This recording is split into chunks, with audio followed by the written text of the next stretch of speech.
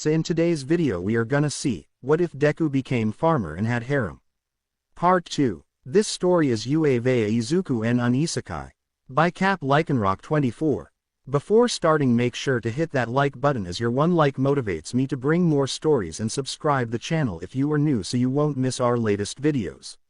Everyone was already in their seats and ready to continue watching Izuku. Spring passed and the sun began to shine brighter each day. It was shown to Izuku and the beast girls in the fields. All the vegetables look much brighter and more colorful. After having been sunbathing for a while, Izuku finished putting some cucumbers in a box and then wiped the sweat from his brow. Izuku. Girls, it's break time, let's eat, he said to the beast girls. Senna. Prepare everything. Izuku. Yeah, he stood up and looked at the tomato bush. This could grow too tall like this. He cut the top of the bush. I feel like I know a lot more about these things than when I first started growing them. Ochako. He's definitely become an expert at that, she said, smiling. Iida. That's true. Eri. Those vegetables look delicious, she said, drooling a little. Najire. He wipes the drool with a handkerchief. We could have a meal with some of you later if you want, Eri nodded. Izuku. The other plants. Asterisk. Lu. Honey. Izuku. Huh. He saw Lu with an umbrella. Lu. Come on, it's time to rest, she said.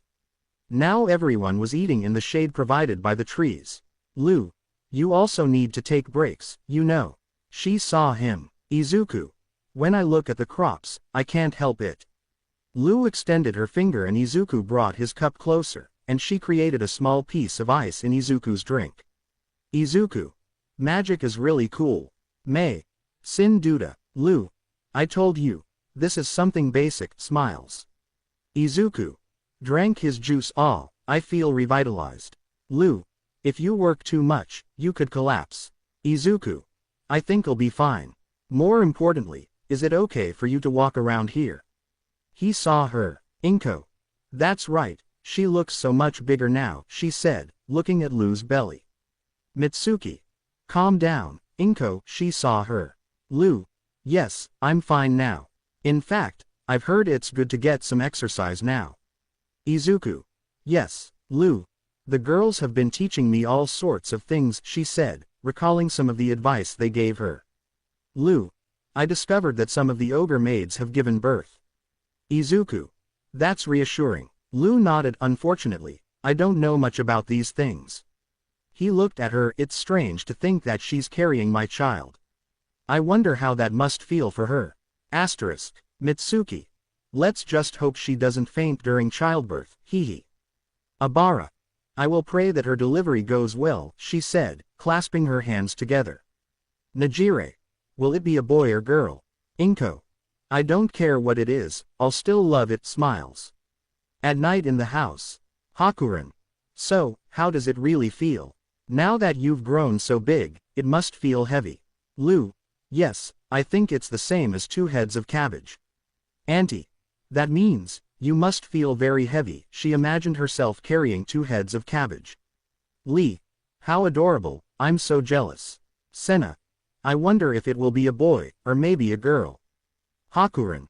Is there any way to know that? Anne. Is there anything we can do to make you feel more comfortable? Florem. Let us know if there's anything we can do to help. Lu. Everyone's been so kind and helpful, I'm doing well for now. My appetite's back too, the only thing bothering me is. Everyone looked at her. That I can't drink any alcohol. A drop of sweat appeared on everyone's skin. Suyu. It seems they don't want to imagine something like that, Hiro. Mina. Yes, their wine is very precious to them, hehe, she said playfully. The next day, everyone saw Zabuton knitting several outfits for the baby. Momo. She is excited. Bull. The white soap ant. Then they saw all the girls in front of Izuku. Grandmaria. Mayor. Izuku saw them. Excuse our insolence, but we have come to make a request today. Izuku. What's going on? Everyone's here. Koodle. We're here to ask that Tia's resolution and everyone else's not be wasted. Kuron. They've all become so dejected that we can't bear to look at them. Grandmaria. We implore you. Please sell all the alcohol in the town. Izuku. All. And. After an explanation, Izuku. I see, you're all giving up alcohol for light. Mina. What great friends. Kanoko. Although it seems they can't hold out for long hehe. Tia. Yes, but, lastly, when we think about not being able to drink, it just, whenever we're eating and thinking, a little alcohol would go really well with this. It feels like, some people laughed at their faces. Izuku. Is it that bad? Grandmaria. At this point, I believe the only option is to eliminate the source of your suffering. Izuku. Calm down, I'm happy you're all doing this, but I think you'll regret it if we sell all the alcohol. Izuku. Besides, alcohol isn't something we can just recreate quickly. Just think of it this way. The taste of alcohol changes the longer you let it age after making it. Izuku. I'm sure if you can hold out for now, it'll taste even better later. He said, let's do our best while we wait for that. They all smiled. Kendo. Now they are motivated to do it. Pixie Bob. That's right, it'll taste even better. Darn, now I want to try it. Tiger. I won't deny that I want to try it too. Ragdoll. Yes, I want to try too, smiles. But then they saw Donovan and his men looking sad. Donovan. Mayor, can you tell us if we've done something wrong? Izuku. What happened? Donovan. Even though everyone loved to drink alcohol, none of them drink a drop now. Izuku. Ah, after an explanation. Donovan. Really, so that's it. So it's not like they've stopped enjoying the alcohol we produce. Izuku. Of course not. I'm sorry, we should warn you immediately. Donovan. I was thinking we should reduce production immediately, but now I think we should do the opposite. Izuku. Yes, I'm sure everyone will drink more to make up for lost time, he said. Donovan. Excellent. We'll do our best to live up to everyone's expectations. Mike. They did look sad, hehe. Luckily, they explained the situation to them. Nezu. That's right, everyone will drink to make up for lost time, he said, sipping his tea. Now everyone saw the lizard men and the wolves cooling off in some pools, and Zabuton and one of his sons with some umbrellas. Now they saw Izuku enter Lu's room. Izuku. Are you feeling alright? He saw Lu looking at something on her magic tablet. Lu. I'm fine, she saw him, I'm not here because I don't feel well. The sun is very strong today, so I'll stay inside just to be safe. Izuku. But it's almost time, isn't it? Lu. It seems so. I caress her belly. If I get any bigger than this, I really won't be able to move at all. Izuku. Saw a flower, and what's that flower? Lu. Auntie and the angels came to visit me and brought her with them. Eri. What a beautiful flower. Najire. Yes, she's very pretty. Izuku. It's very pretty, it makes the room feel fresher. Lu. Believe it or not, that flower is actually releasing cold air, she said. Everyone. Really, surprised. Then they saw Ya enter. Ya. Excuse me. Izuku and Lu saw her. This is a secret medicine from the mountain elves that is said to bring good health and vigor.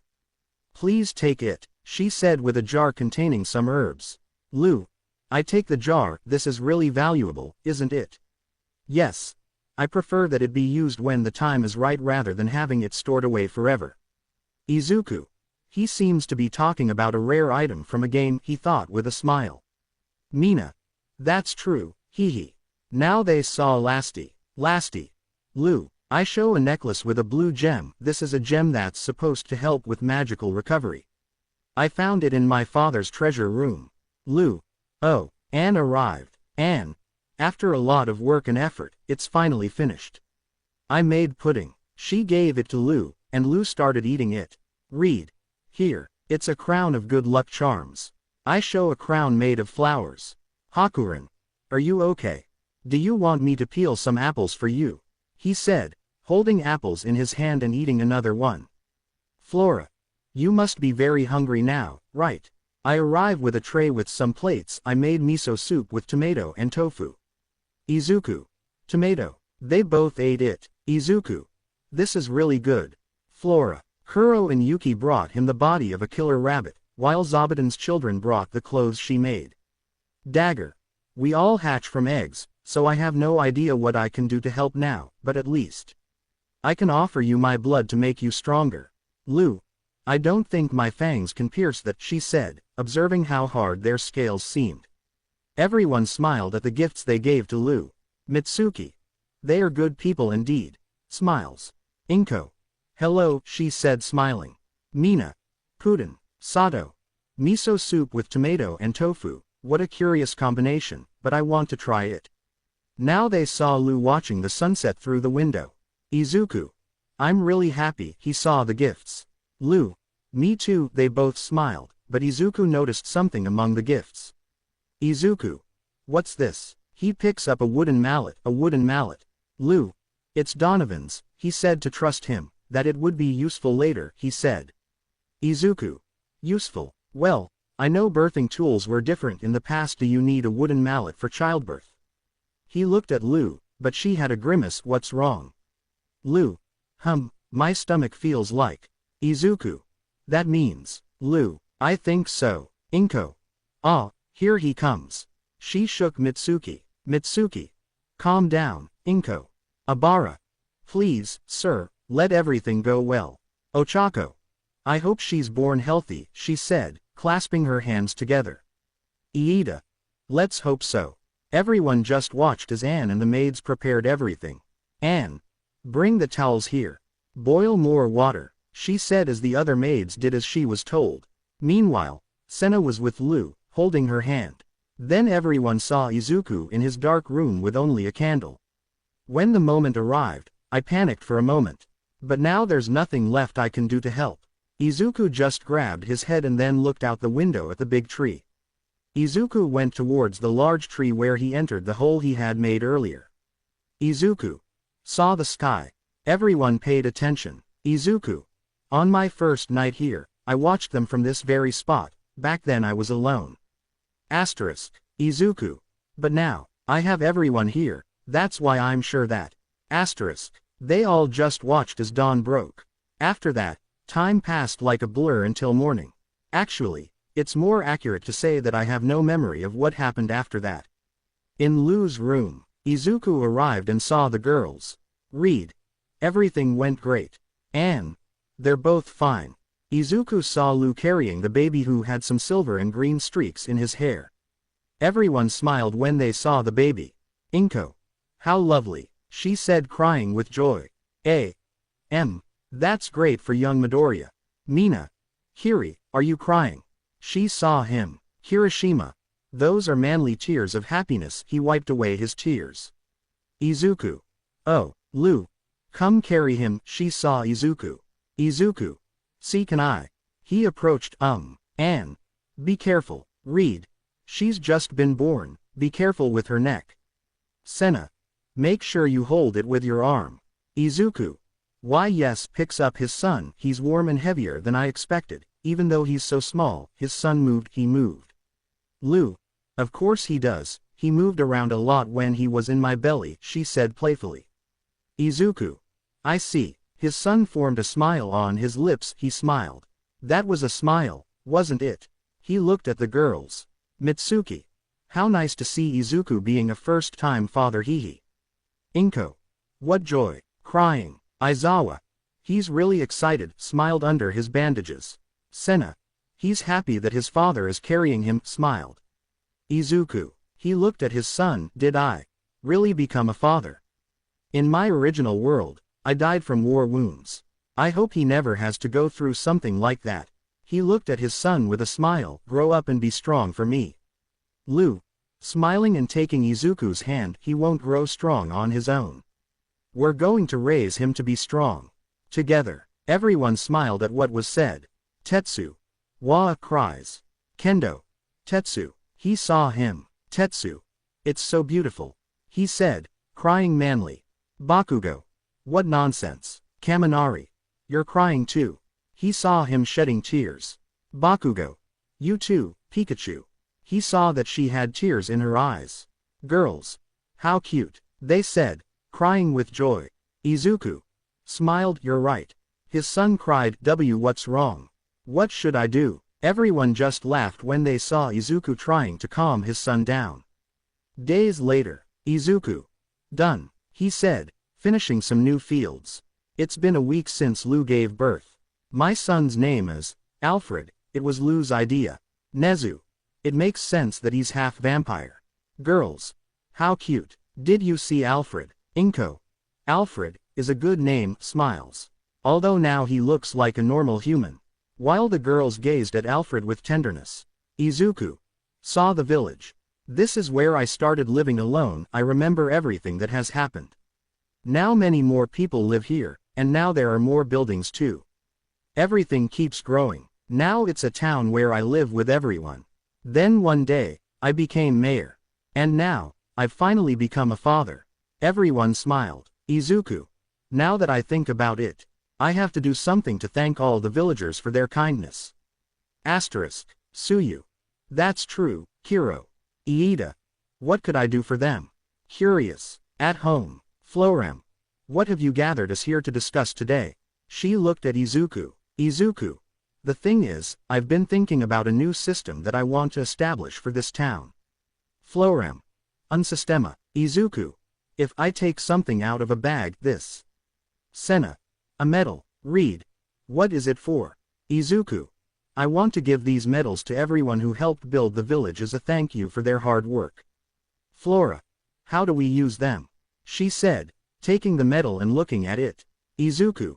You can exchange them for any goods you want or use them to get other things you're looking for. Ant. So, they're like money, right? Momo. It seems they'll finally have their own coin. Well, more like a medal, hehe. Kendo. That will serve them well in the future. Izuku. Yes, I thought that one day the Great Tree Village would need its own currency. Right now we have a lot of things in the village. Izuku. Harvests, game meat, and traded goods. As the town's mayor, I take charge of all these things and then distribute them myself to everyone. Izuku. When someone wants something, they come and ask me. But with the town's population increasing. Zero. Wow. P. Mike. Yes, he does have a job as mayor. Nezu. And yet he does a good job. Smiles. Ant. I see. Florem. If we are going to make transactions on our own, we need a currency. Izuku. That's right. Read this. Can't we simply trade goods among ourselves? Izuku. Think of it this way. How many strawberries is one apple worth? Senna. I'd say about 3. Auntie. I would say it's 1 to 1, since I prefer strawberries. Izuku. Yes, everyone values things differently. Children. Oh, surprised. Najire. They learned that quickly, didn't they? She looked at the children. Izuku. That's why I want to use currency for our transactions. Hakuren. So that's what money is for. Everyone. Barrels of gold. Surprised. Lastly. I almost never use money, so I'm not sure. Izuku. Do they count it in barrels? Florem. I expected nothing less from dragons, he said with a drop of sweat. Izuku. Anyway, I think it would cause quite a stir if I switched everything to currency right away. So, for now, I'm going to start by giving them out as reward medals. That's the plan. Ant. I see. In that case, let's try them for a while. Izuku. Yes, for now let's think of vouchers that you can exchange for things as convenient. Smiles. Nezu. True, it would cause a stir if everything suddenly changed to currency. Kirishima. Well, it looks like they'll be using them for a while. Todoroki. We'll have to see how they'll use them, he said curiously. So to get things going, I started by giving all the villagers 3 medals each. I couldn't give medals to all the families of Kuro and Zabuton, so I gave 30 medals to each of them. Also, I have to make them all by hand so they can't be counterfeited, which limits how many I can make. Each one reacted differently. Donovan. Give me wine. He and his men drank wine with the slime. Some people immediately exchanged them for wine, some people exchanged them for furniture and the like. And others just decorated their rooms with them. Ya was shown looking at his medal with a smile. I would prefer that they didn't keep them unused. Yes, they did use them in different ways. Aizawa. Yes, they got used to it quickly. Eri. I want to know how the Kuro and Zabuton families will use them. Kota. Me too. Najire. Yes, I'm curious what they'll order. That's how I started introducing reward medals, which were the source of the currency, but... Izuku. Let's see. He saw Kuro gesturing for him to throw something and then bite. Oh. I understand. It resulted in orders for custom-made furniture and toys and became incredibly popular. Izuku was shown making the furniture and toys. If anything, I feel like I work more now. Izuku, Kaminari. They really used them. Surprised. Jiro. And they asked for toys. Smiled at the sight of the wolves. In addition, I said that I wanted to use them as a guide to know how much things are worth. But sometimes it's difficult to determine exactly how much a medal should be worth. Everyone saw Izuku and Lu taking care of Alfred, until a beast girl appeared. Girl. Mayor. Izuku and Lu saw her. Izuku. Huh, surprised. Lee. Was that an option? She said on the second floor. Izuku. It isn't. Girl. What if I give you 3? She said, showing the medals with her ears down. Izuku. That's not the problem here, he said, and Lu just laughed. Everyone laughed at Izuku's face. In the end, we opted to have them rent the mayor for a day. Everyone saw Izuku with the girl on his shoulders and lifting the other beast children with the black whips. Kota and Eri. I want to play with him too, they thought jealously. And a little later, everyone saw how night fell and that everyone was eager to drink alcohol. Finally, the time has come for the big party to celebrate the birth of my son. Izuku and Lu. Cheers. Everyone. Cheers. They all just watched as they drank and ate happily. Kanoko. They really wanted to drink their wine, hee, she said, seeing everyone's smiling faces as they drank. Setsuna. Definitely haha. Lu. I feel bad, I've been waiting for them for quite a while. Izuku. Yeah, we couldn't have a party right after you gave birth. Well, everyone seems to be enjoying themselves now, so I guess it's okay. Izuku. However, I'm a little worried that they might drink too much. He saw Lasti balancing her glass on her head and trying to keep it there while some around her laughed. Flora. Hello, I'm the older sister, Flora. She said with a smile while carrying Alfred. Izuku. By the way, he saw the wooden mallet that Lu had. Lu. Yes, Donovan told me to bring it today. Kirishima. That's right, they haven't used it yet. Momo. I think I can get an idea of what they'll use it for. Smiles. Then they saw Donovan and his men carrying a barrel. Donovan. I'm sorry for the wait. They lowered the price of the barrel. Izuku. What is this? He saw the barrel. Donovan. It's a special new kind of wine we've made just for you. This is our way of celebrating with you, so make sure you do it right. It's time to use it. Lu. This. She saw the deck. Izuku. I see, so that's what it was for. They both got ready. Both. Here we go. Everyone shouted with joy. Everyone. Bravo. They applauded. Lu. It felt pretty good. Smiled. Izuku. Yes, you're right. Smiles. I never thought I'd open a barrel of wine to celebrate in this world.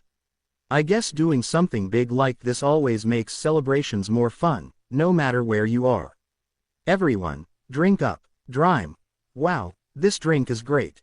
The food is great. Congratulations. It's time for my secret technique. Gucci pulls out a rope. Florem. Is this okay? She saw Senna drunk and with wine slime on her head. Everyone just watched as everyone else celebrated. P. Mike. They do throw good parties haha. Ochako. Drime is drunk again hee. Iida. And it looks like Gucci tied him up with a rope, he said with a drop of sweat. Mina. Senna looks so funny hee. Donovan. So, what do you think of the wine? He looked at Izuku and Lu. Izuku. Donovan. Lu. In fact, an explanation later. Donovan. Oh, I see. Lu. I'm sorry, but I've been told I can't drink while I'm breastfeeding. Inko. True, she nodded at that. Donovan. I see, you can't drink while you're a baby, I understand. Lu.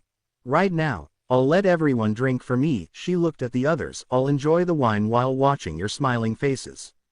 Donovan. I have an idea. What if, before everyone drinks it, we bottle it so we can age the wine? Izuku. Oh, that sounds good. We can save it until Alfred is old enough to drink it. Lu. Good idea. Donovan. Great. I'll make sure to store and age it so it becomes the best wine ever. Let's get started right away. He went to store the wine. That would be nice to see. I wish I had done something like that with young Midoriya. She smiled somewhat sadly. Boys. Yes, they said somewhat sadly, imagining drinking with Izuku when they were adults. Izuku. The day I can drink wine with my son, I can't wait, he said. Lu.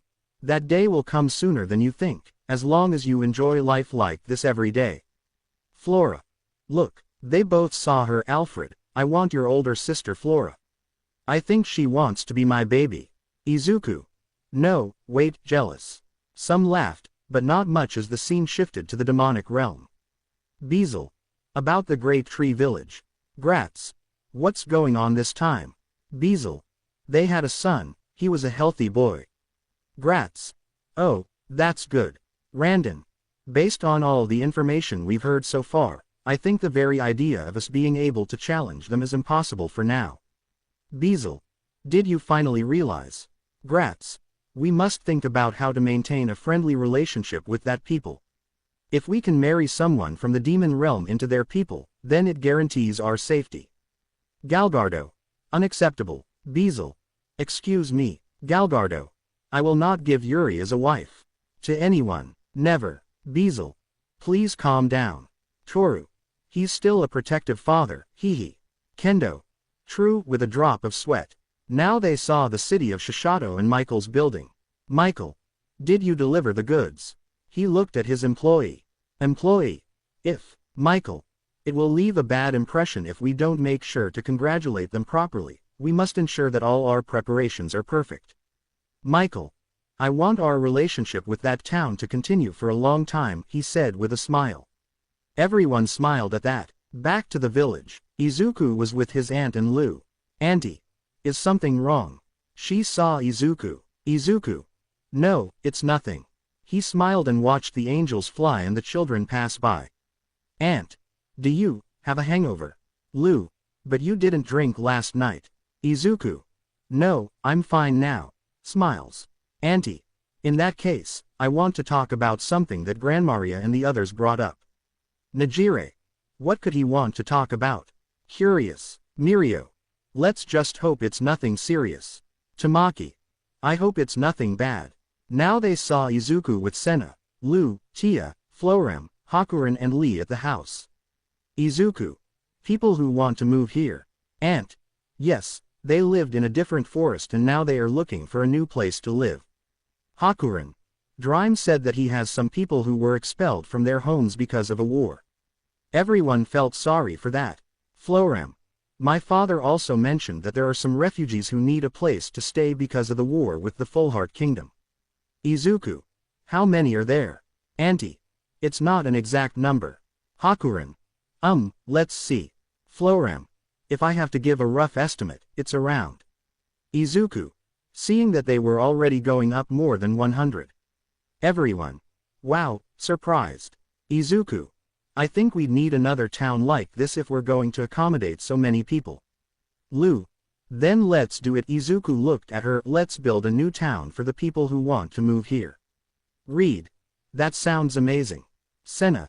If we do it, many people will be able to settle here. Auntie. So, will it be Great Tree Village too?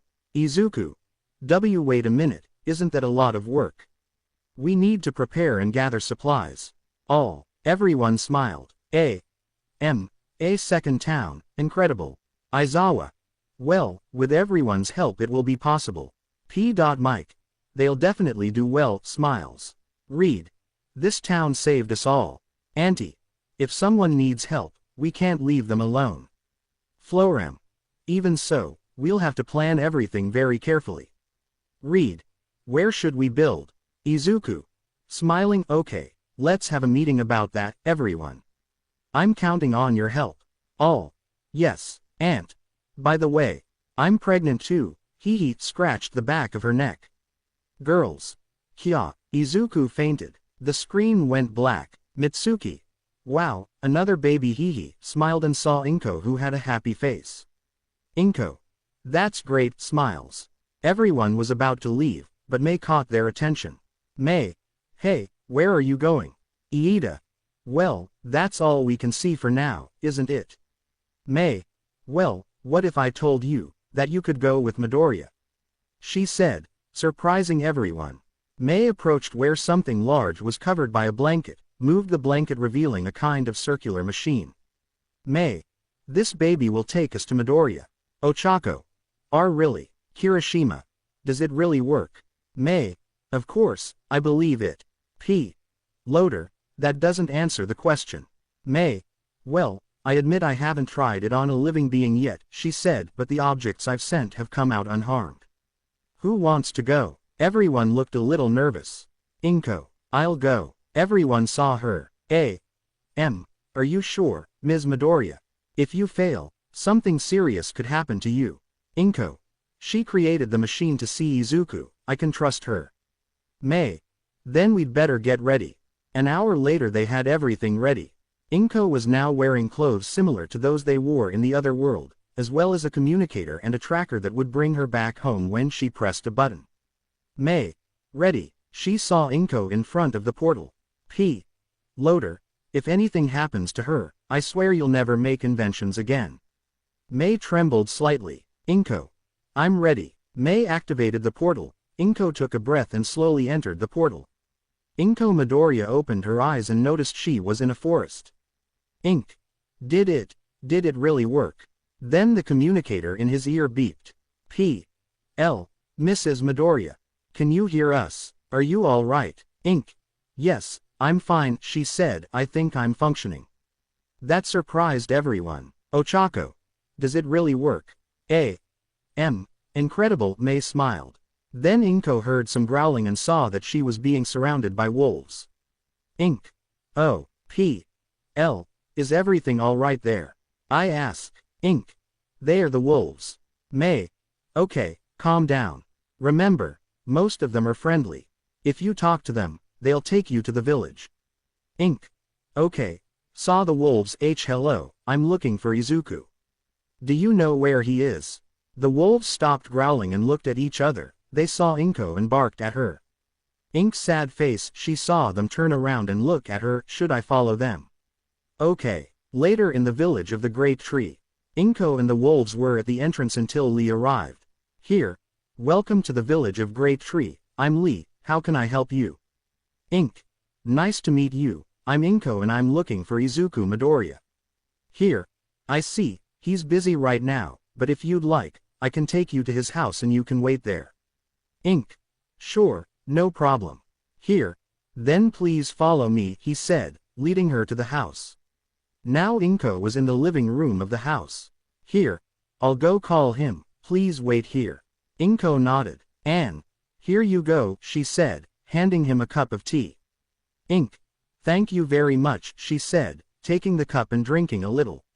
It's very relaxing. Then I heard footsteps approaching and there I saw Lou carrying her grandson. Monday. Good morning, Anne, he saw her. Anne. Good morning, Monday. Have you seen Izuku? Anne. He got up early to exercise, I think he's preparing a new field now. Monday. She does work, smiled and then looked at Inko. Oh, nice to meet you, took a seat, I'm Lulu C. Ink. And nice to meet you, I'm Inko, she saw her. Anne. Miss Inko comes to see the mayor. Monday. I see, he's coming to negotiate with us. Then I think we should call Lasty. Ink. No, I'm not here to negotiate. I'm an acquaintance of his, she said. Monday. I understand, Alfred moved, calm down, I lulled him. Inko just stared at him. Ink. Excuse me, Lou saw her, if it's not too much trouble, can I hold the baby? Lou and Anne saw each other. Monday. Sure, go ahead, I'll pass it to Alfred. Ink's sad face, he saw his grandson, how cute, he looks like you. He saw Lou. Monday. Really? They say he looks more like his father, he smiled. Then Lou and Anne saw Inko crying. Monday. Is this okay? He saw her. Ink. Why yes, she wiped away her tears, sorry, it's just that seeing him reminded me of what my son looked like when he was a baby, she said, looking at her grandson. Monday. Oh, could it be that? Ink. Oh, no, it's just. I haven't seen him in a long time. Monday. I understand. Meanwhile, in the fields. Izuku was finishing a new field. Izuku. Ready, saw Lee arrive. Hi Lee, what's up? Here. There's someone who wants to see you. Izuku. Oh, is it Bezel or Drime? He turned the how into a sickle and prepared to cultivate. Here.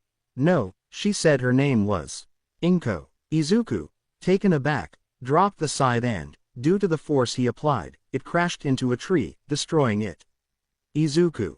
What did you say her name was? He turned to look at her in surprise. Here. Her name is Inko. Izuku took her by the shoulders. Izuku. Inko. Lee nodded. It's not possible. She let go of her and ran away. At home, Inko and Lu continued talking until they heard footsteps running and then saw Izuku. Monday. Welcome back, he saw him. There's someone who wants to see you. Izuku approached and saw Inko. Izuku. Mom. Inko stood up from her seat, tears welling in her eyes. Is it really you? She approached her in shock. Ink. My baby. You look bigger in person, she said, crying with a smile. Izuku. How? He knelt down and Inko hugged him. Ink. It's a long story, he said, stroking her hair. After they both calmed down, they sat down. Izuku. I'll introduce them again. Lu, Anne, she saw them. This is my mother. Inko, she introduced her mother. Mom, these are Lu and Anne. Monday. Your mother. Why didn't you ever tell us about her? Izuku didn't know what to say. Ink. Due to certain circumstances we separated and didn't see each other again until today, he said, and Izuku sighed in relief. Anne. I see, since you thought she wasn't alive you didn't tell us about her. Izuku. Yes, exactly. Well, Mom, Lu is my wife. Wait, technically I have more wives, how do I tell her that? Asterisk. Ink. She's your wife, I suppose, he said with a smile, and he must be my grandson. He looked at Alfred. Monday. It's a pleasure. Look Alfred, this is your grandmother. Alfred opened his eyes a little and saw Inko. Ink. You're so cute, Alfred, I'll carry him. Love. Good morning, he said, arriving with them. What's for breakfast? Anne. Today we have pancakes. Love. Excellent. Izuku. Auntie, you shouldn't be standing for so long, she said, then looked at her belly. Love. Quiet, I can still move, besides, the baby is hungry, she said with a smile. Ink. How lovely, she's pregnant too and you're taking such good care of her. Izuku was startled. What's her name? Izuku. Well. Then he knelt down and pressed his forehead to the ground. Izuku. I'm sorry, the truth is I have more than one wife, he said somewhat nervously. Ink. Oh, okay, smiled. Nice to meet you, I'm Izuku's mother. Inko, she said, approaching her aunt. Love. Your mother. Nice to meet you, I'm your aunt. She introduced herself. Ink. And how long have you been pregnant? Love. I think it's 3 weeks now. Ink. I see, I smile. Izuku. Well, girls, he saw them. I'd like to speak privately with my mother. Do you mind, Anne? Don't worry, I'll start preparing something for you. Love. Don't forget my pancakes, he said, following her to the dining room. Monday.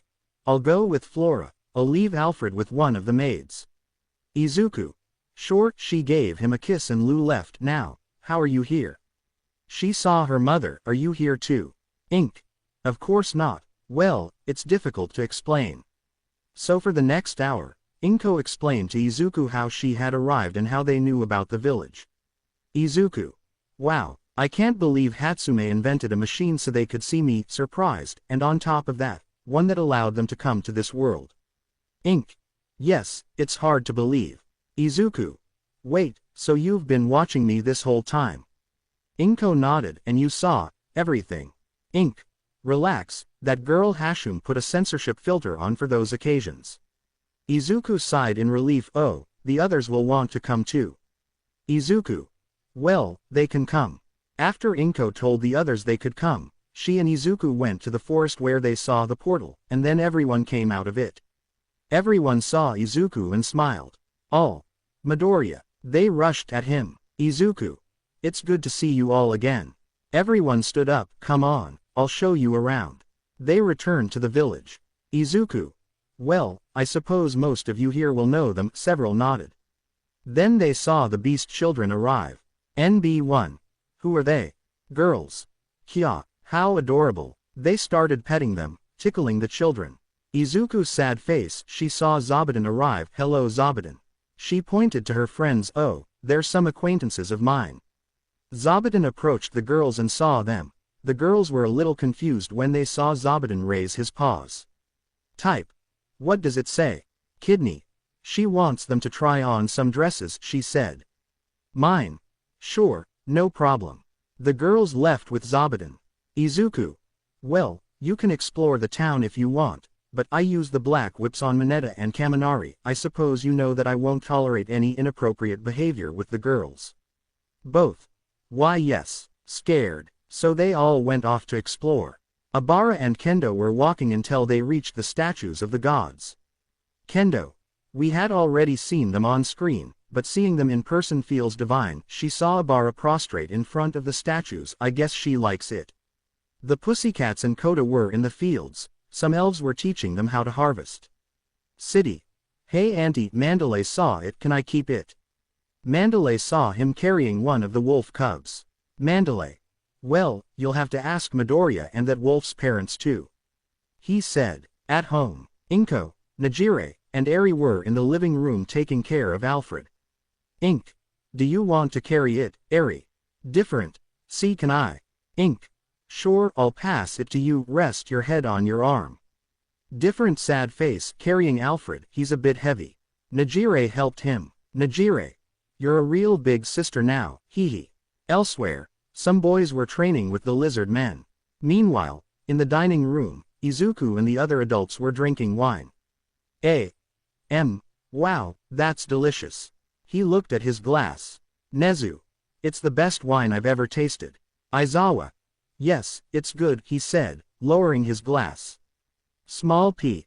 And the food is delicious. Izuku. Right, Anne and the others are excellent cooks. Anne and the maids smiled. Anne. Here are some more appetizers, she said, putting down the plates. Enjoy. Izuku sat her on his lap and hugged her. Izuku's sad face. Drunk. You're so sweet, Anne, you cook so deliciously and you take such good care of me, thank you. Anne. And no, it's nothing, blushing. The others just laughed a little when they saw Izuku drunk. In a small cabin, the girls from Class A were with some from Class B, along with some elves. Lasti, Senna, Florem, Hakuren, and Lu. Mine. And if they use this, believe me, Midori would definitely take them to her bed, she said, showing a piece of lingerie that Zabuton made. All. Ooh, sick. How could we allow it? He saw Suyu. Suyu. I wonder the same thing. Then they both saw Momo playing chess with Yuki. Yuki won. Type. She's really good at playing, he said, and Yuki wagged her tail. Florem. I don't see myself being able to wear this, she said, blushing as she looked at the lingerie. This. And me and the mayor. Blushing. Lasti. Does she show a lot of skin? Red. Hakuren. Maybe I could, she said, picking up the lingerie. Elf. Will it really make the mayor happy? Maybe it'll give us all babies if we use it. Setsuna. By the way, Lu, she saw her. Are you seriously okay with them doing, you know, with Izuku? Monday. Well, he loves us all equally and has always treated us with respect. I smile and we all support each other, although of course, I'm Izuku's favorite. I smile proudly. Upon hearing that, all the girls turned to look at her. Florem. Well, I always help him with the paperwork, she said jealously, and that makes him happy. Lasti. But I always bring the crops to trade, that helps him more, he said. Here. We help a lot with the crops and we built her house, she's always happy with us. Elf. And. Hakuren. Well, I teach the children. That makes him happy. This. Didn't you make him angry when you first met? He said, and Hakuren stared blankly. Monday. But they forget something important. They all saw it, that I was the first to arrive and the first to have a child with him, she said proudly. In the house, in Izuku's room. Izuku. I don't think I should have drunk so much. Lamulia's hands her a glass of water. Then I heard the door open and when I saw who it was, I spat out my water in surprise. Facing him were Hakuren, Senna, Lee, and some elves in lingerie. Lamelias. Good heavens, excuse me. She left the room and closed the door. Izuku. Gee girls. They started to approach him. Where did you get those clothes? I tried to open the door, but it was locked. Izuku. Lamelias locked it. He thought. Betrayed. Luckily for her, her mother and friends didn't hear what happened in her room.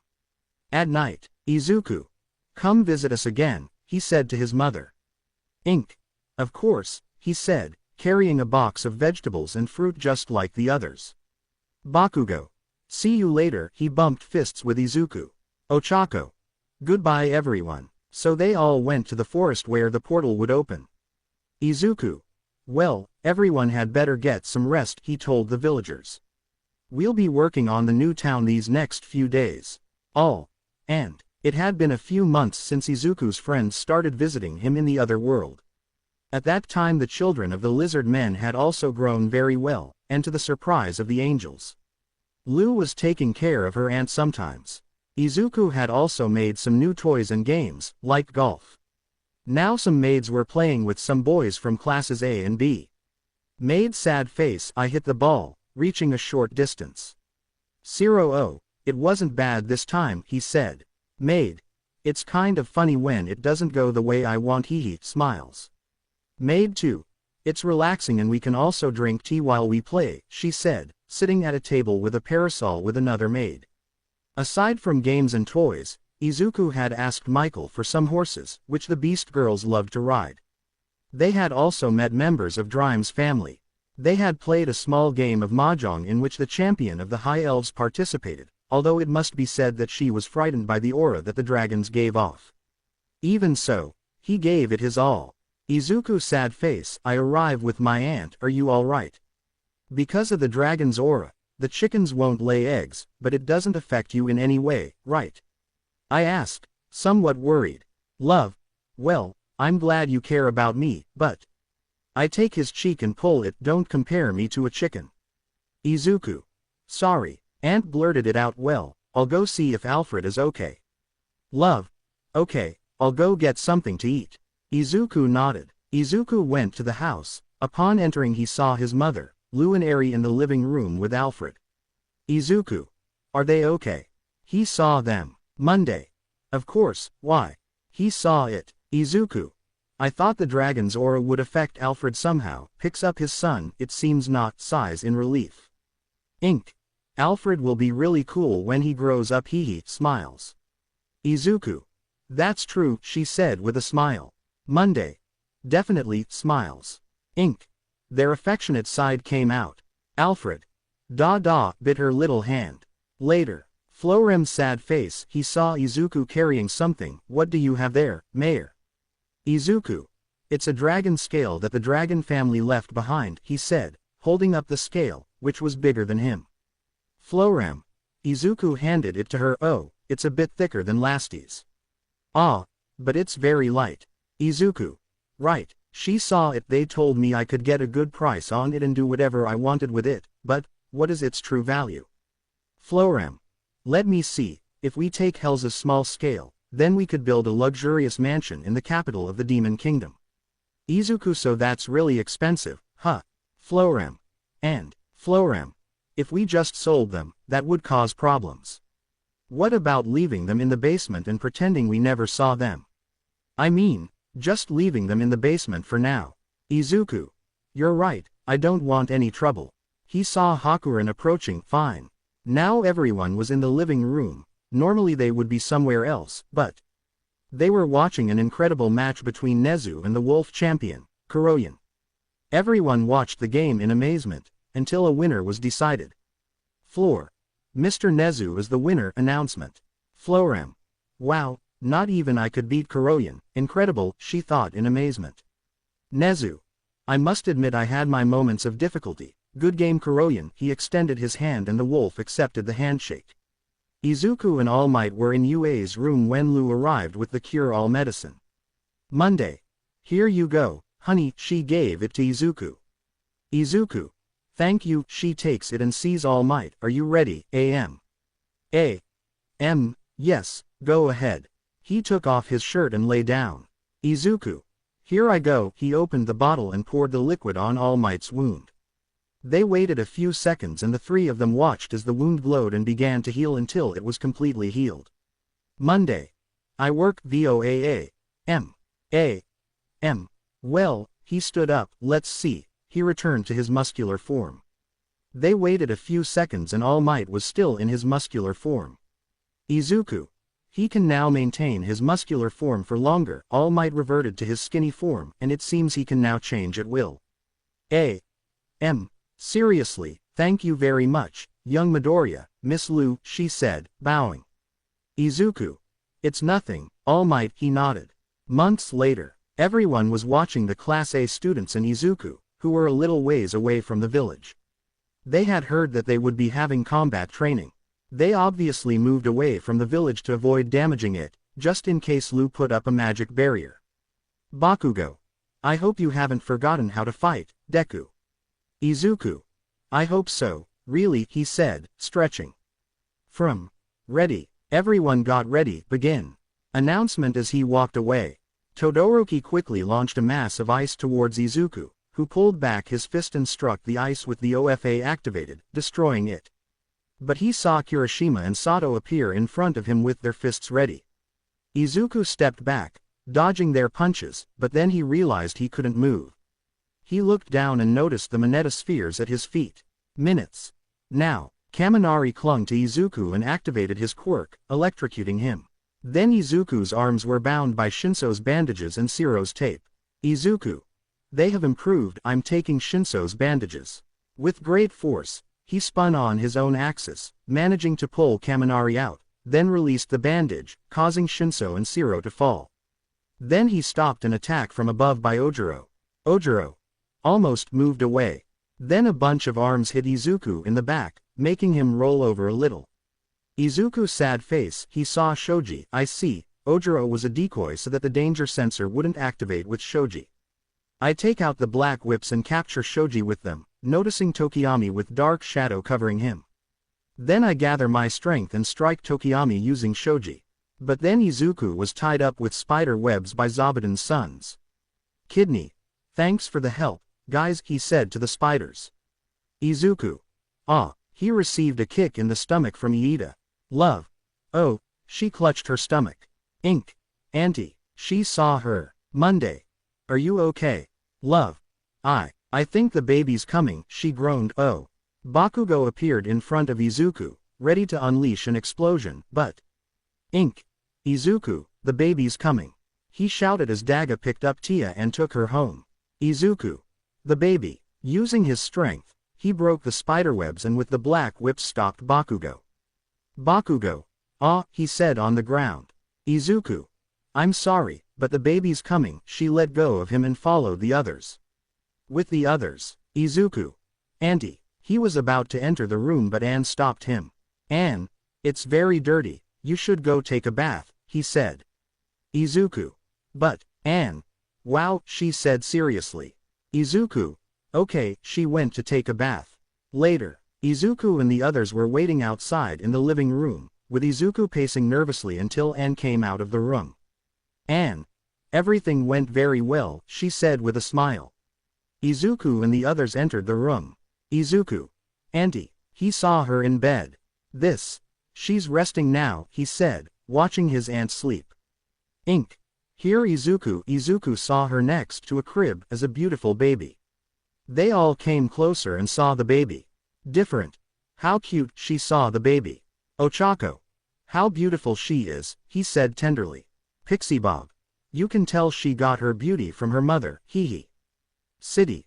She's cute looking at the baby. Then Izuku looked at Kota seriously, which scared him a little. Mandalay.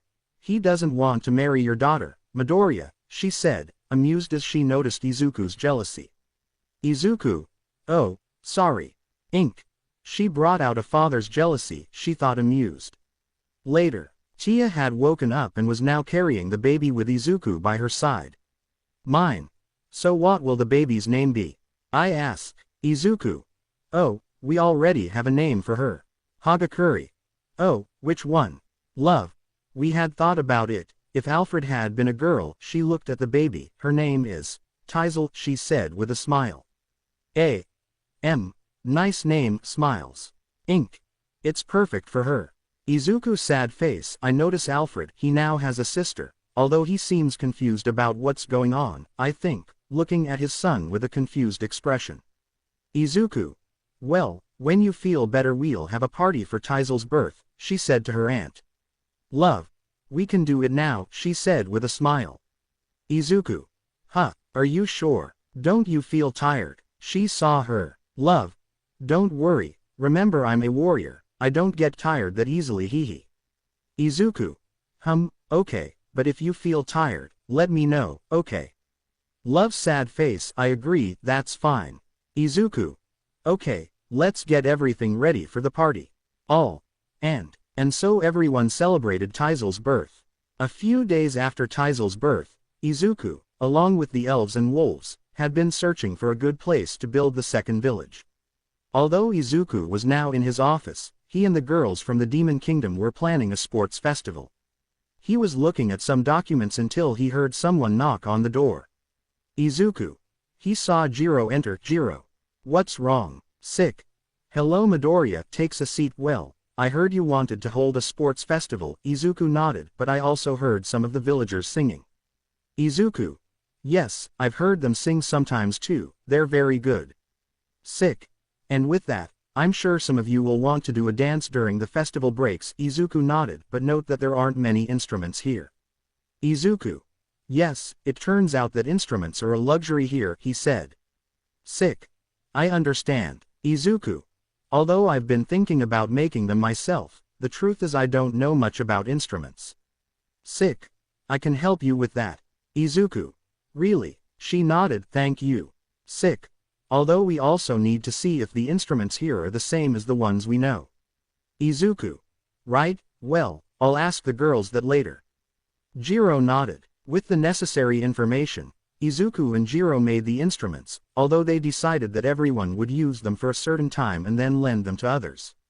They also decided that the instruments could only be used until sunset. Luckily, the children's room was magically soundproofed. Izuku was walking until he noticed something and then saw Donovan nearby. Izuku. Ah, Donovan. Donovan. What's wrong, Mayor? He saw him. Izuku. Did you bring any more friends? He saw two other dwarves near the crops. Donovan. Ah, yes. They arrived this morning, he said. I wanted to give them a tour immediately, but they said that seeing the alcohol manufacturing facilities took a higher priority. Izuku. They have nowhere to sleep, right? Should I build a house? Donovan. If you want to build a building, could I ask you to build a drying room first? And we want distillation tools too, plus a small workshop, he said. Izuku'll do that if you need it, but wouldn't a place to sleep be a priority? Donovan. No, first the drying room, please. The floor is fine for us to sleep on. Izuku. Okay. Donovan left with the other dwarves. Some were in the room talking and playing games, but the most fun for everyone was. It was seeing Izuku jealous while watching Vargrief playing with Alfred. Izuku. Drinking tea. Monday. Calm down, he said, taking him by the shoulders. Kirishima. Midoriya is a jealous father, he said amusedly while playing chess with one of the wolves. Zero. I don't even want to imagine what will happen when her daughter is older. Poor guy who dates her, haha. We find ourselves on a new day in the village of Great Tree. But outside of this, a female figure was arriving at the village gate. It was true, there is a village here. He saw the place and some crops in the distance.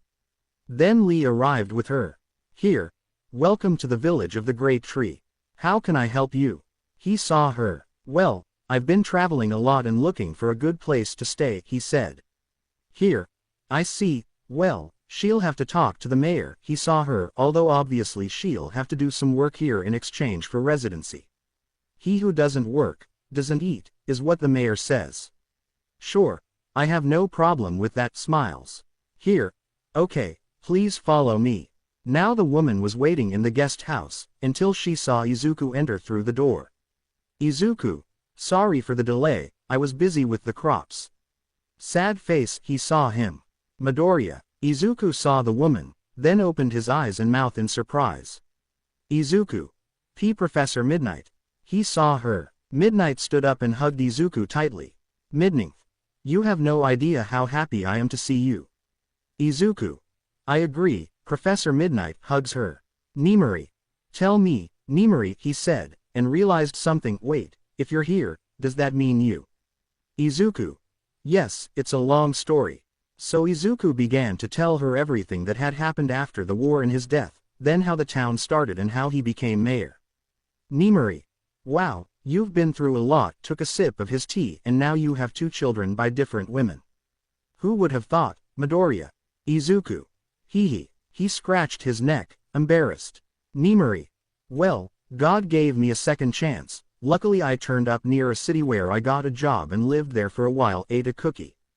Then I heard about this place and for some reason I felt I had to come here. Izuku. I see. Well, you can stay if you'd like. Nimari. Really? Izuku nodded. Thank you. I'll obviously work hard to be allowed to stay here. Izuku. Well, I'll see what jobs she'll do later. She smiled and realized something. Oh, right, I have to tell the others that you're alive. Nimari. The others. Confused. Later, Izuku had gathered his friends and those from Class B in his office. Izuku's sad face enters. Thank you for coming. Why did you gather us together, young Midoriya? Todoroki. Are there problems in the town? Izuku. No, of course not. Everyone calm down. I just want them to see someone again. She opened the door. Nimari entered and everyone was shocked to see her. All. Professor Midnight. Nimari. They hugged her. Nimari. You don't know how happy I am to see you. Well, she said, shedding a few tears and returning the hug. Izuku just smiled when he saw them. Izuku was waking up because of the light shining on his face. Izuku's sad face. He stood up a little and stretched. Ah, right, today we're going to start with the new village. She glanced to her side, noticing Tia and Taizel asleep. She smiled at the sight, but then, as she was about to get up on the other side. Izuku. She saw another girl next to her and noticed who it was. Nimari. She saw her. Nimari's sad face. She woke up. What's going on? She rubbed her eyes and saw Izuku. Izuku. What are you doing in my room? Nimari. Oh, well, I was told I could sleep here. I didn't know it was your room, she said. Izuku. I see. Nimari. Well, I have to get changed for work. She stood up. See you, Mayor. Izuku just watched as she left, swaying her hips a little. Izuku. She has a nice ass. No, what am I saying? She got up and went to change. Later, Izuku and Lee were some distance from the village, looking at the place where the new village will be. It was on the other side of the river and a little to the south. There were at least 10 kilometers between the two. Izuku. So why did you choose this location? That's it. We cannot place them upstream of us due to the classification, so we place them downstream. Izuku. Classification. Lee nodded. Is that really important? Here. It is important. Izuku. He says it without hesitation. He thought, well, if that's important, fine. I guess so. That's why he went downstream. Then why on the other side of the river? Here.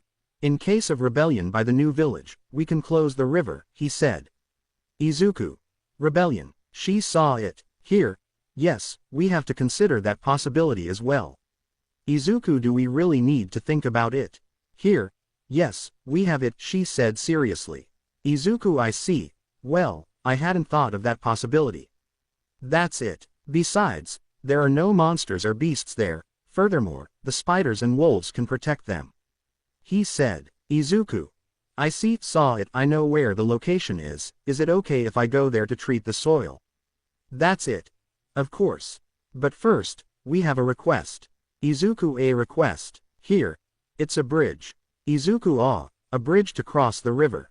Here. Yes, that would help a lot, if we plan to transport materials.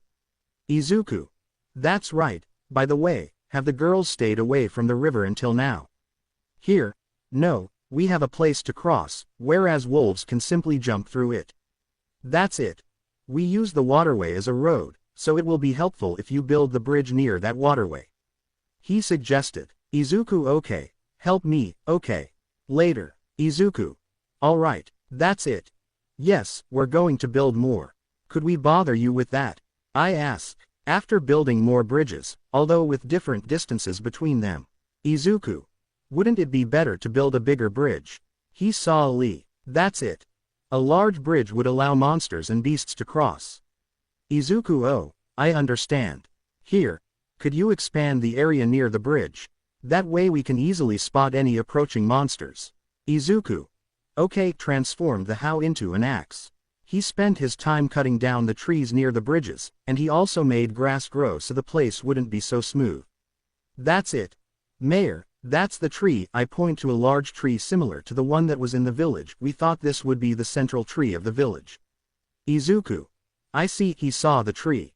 Therefore, Izuku cleared the land around the tree. He also cut down the nearby trees to create a large, clean space. They also dug wells and sanitation areas, in addition to stockpiling the trunks of the felled trees.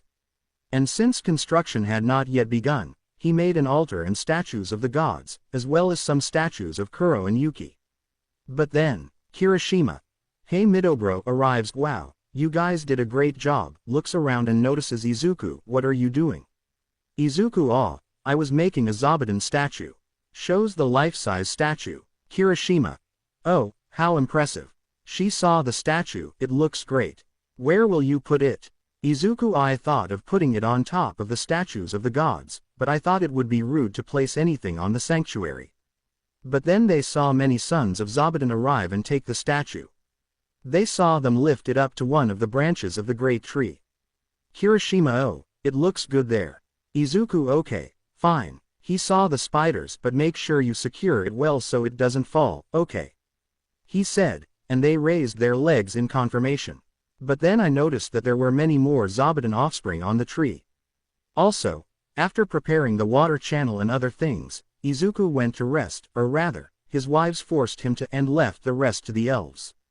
Now Izuku, along with some villagers, were outside the house having lunch, and they also took the opportunity to talk about some things. That's it. Mayor, many buildings in the new village are complete. Izuku. Oh, excellent. That's it. We just need to work on the furniture. Beast, I want to fatten the goats. It's something a child can do, he said. I'm thinking of giving them good food. Is that okay? Izuku. Of course, he agreed. Roaju. Based on the fall harvest predictions, we'll need to build a new warehouse at this rate. Or we can sell the surplus harvest to Mr. Michael. Clacase Mayor, it's not just the goats. The pregnant wolves have become violent, so please keep Master Alfred and Miss Teisel away from them. Izuku, well, I'll be careful. But Lou and Tia will be there, so I'm sure everything will be fine, he said. Clacase, ah, well, I think it's best if the mother lifts her child herself, but it might be a good idea to have the experienced ogre maids do it. Izuku, is there a problem with Lou and her aunt? She saw her. Clacase, no, that's not what I meant. It's just that it looks dangerous, then. Izuku. I see, I'll warn them, he said somewhat angrily. After dinner, Izuku and his mother, along with Eri and Kota, were playing with Teisel and Alfred. Did they really do that? Izuku. Yes, but I already warned them not to do it, she said, then looked at Eri and Kota. Different. Eri, he said to Alfred that he saw her. City. Of Kota, ta, via Alfred. Alfra. Eri said. Different. Yes, cheerful, city. Good heavens. Izuku's sad face. She sat on the floor and picked up Alfred. Well done. My boy is a genius. She thought, then watched Teisel crawl towards him. And my daughter will be a beautiful girl, that's for sure. She smiled. The time had finally come to plan the town's first festival, so to avoid arguments about what it would be about, it would be decided randomly. Izuku, here we go, he put his hand in a small box. After a few seconds, I pulled my hand out along with a piece of paper. Izuku. So, the festival will be opened the paper and read martial arts tournament. Is that considered a festival? Confused. And so began a great training session for the village. But then, Hakuren, I'll go back home to train a bit, he said to Izuku. Izuku, a referee. It would be good if someone strong were the referee, what do you say? Hakuren, oh, okay. Izuku, problem solved. Lasty approached her. Lasty, I'll go back home to train a bit, he said. Izuku, well, we need 2 referees, right? Lasty, I want to fight too. Izuku thinks. Lasty, do you have to fight Hakuren? She saw her. Lasty, of course, but he never won. Izuku, can you do it if you use your dragon form? Lasty, yes, he agreed. Izuku, I see. Have you ever fought her in your human form?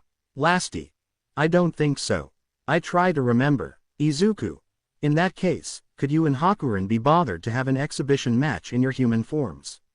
Hakuren, exhibition fight. Izuku, yes, just a demonstration fight. So, for the professionals who will be doing the exhibition match, I can't exactly ask them to join the tournament. Hakuren, professionals, well, I'm fine with that. But I wonder if Lasty would accept too. Lasty, professional, I hadn't considered that. However, if I do that with Aunt Hakuren, I'm sure she'll be able to withstand my attacks. Izuku, many knew that Flora wouldn't compete, but Flora, we need someone to stand by as a healer. Izuku, I see. Flora, I'll just ask for some kind of compensation next time. Other than that, aren't you going to run, Mayor? Izuku, I was thinking of doing it, but I think I won't this time, smiles. Flora, oh, I understand. After Izuku cleared an area of the forest in the southern part, they built the arena, which was 50 centimeters high and 20 meters wide on each side. Izuku also softened the earth around the arena in case they fell in there. In the end they had something resembling a square. But before that, Drime arrived with his wife, and also with Dusu and his wife Raymalin to watch the tournament. Although to Izuku it seemed like they were there to see their daughter at a recital. Bezel and Yuri also came to see Flowerum, although they came with an unknown young man. Lu's grandfather also arrived and started talking to Dusu and the man who came with Bezel. Also, about 6 Lamias arrived, at the same time as Garf and 3 Beastmen. The whole village took a break before the tournament started, although there were still people working. The wolves and spiders work hard for safety, so the maids made them a nice meal. Yuri, Mayor, Izuku saw her. Allow me to introduce you to someone, this is my father. He introduced his father. Izuku, your father, the Demon King. He saw the man. Galgardo. Yes, I am the great Demon King Galgardo. He said with a smile. Yuri, father, you need to be more frank. Galgardo, I'm Yuri's dad. It's a pleasure to meet you, he said, scratching the back of his neck. Izuku, yes, likewise, it's a pleasure. I smile. After that, Vargrief approached Izuku. Vargrief, hello, Mayor. I apologize for coming so suddenly. Izuku. Don't worry, Vargrief, I really love festivals, so I'm looking forward to it starting, she said with a smile. Then he went to see Dusu. Dusu, we hope Hakuren didn't give you any trouble. Izuku, haha. Not entirely, he said. Dusu. I see, she said with a smile. Brought the mayor, his mother, and friends have already arrived. Izuku, oh, great, can you take them to some places? We're about to start. Brought. Of course, he nodded and left. Ochako, it is crowded. Yes, he said, looking at the people around. Suyu, yes, he is. Kiro. Tetsu. I can't wait to see the fights. Kendo, I'm surprised they didn't want to participate. Monoma. A son of Zabuton and some wolves were going to participate, better not to risk it. Kanoko, that makes sense. Then everyone heard drums, indicating that it was about to begin. Everyone was ready to watch the fights, although to Izuku's surprise, Dusu's wife and Vargrief were helping in the kitchen. And obviously they explained the rules. You can carry 2 weapons. Before the battle, the combatants must wrap their weapons in cloth to reduce the damage to their opponents. You can use magic to defend yourself. Since this is not a fight to the death, killing your opponent will result in immediate disqualification and a severe penalty. Everyone saw 2 girls in the ring, one from the demon realm and one beast girl. Grandma Maria first battle. The beast girl quickly went after the one from the demon realm, swept her attack, and kicked her leg. The beast girl quickly moved to her right side, but the one from the demon realm spun around, preparing a strike with her sword. Then a whirlwind appeared in the ring, stopping both girls. Hakuren, stop. The girl from the demon kingdom won. Grandma Maria, you girls really give it your all, even if it's only for a short time. You turned your back on your opponent. Ochako, wow, that beast girl was fast. Suyu, yes, I barely got to see it. Hero. The next fight was between Florem and Senna. Florem was using a sword and magic while Senna was unarmed. Since both lost, they were not given reward medals. Izuku, they were amazing, he said to the girls, although I didn't expect Senna to be violent. He looked at Senna and she looked at him confused. Beezle, it was close, he said with a smile. Yuri, just a little more. Galgardo, Beezle's daughter is strong, but still, for such a young beast girl. She can fight so well, huh? The regular division ended, and now it was the turn of the warrior division. In this division, the winner will stay in the ring. Then the winner will fight the next opponent following this configuration. The warrior with the most victories would be declared the winner. The rules were similar to the previous division. In addition to having ribbons on both hands and legs for the lamias on the tail as well as the head. The loser was decided if both tapes were taken. The biggest difference is how the re-challenge is allowed. If the healer Flora gives you permission, you can line up for the tournament. The referee changed from Hakuren to Lasti, and the Master of Ceremonies changed from Grandmaria to Flo. Grandmaria will join the Night Division after this. Izuku, it would be great if you didn't cheer for the Master of Ceremonies, he said, looking at Beezle, Galgardo, and Yuri wanting to cheer for Flo. The only ones left standing were Yaa and Garf. Ofa. I will be in your care during this fight. Garf, I came here to win, so there are no hard feelings.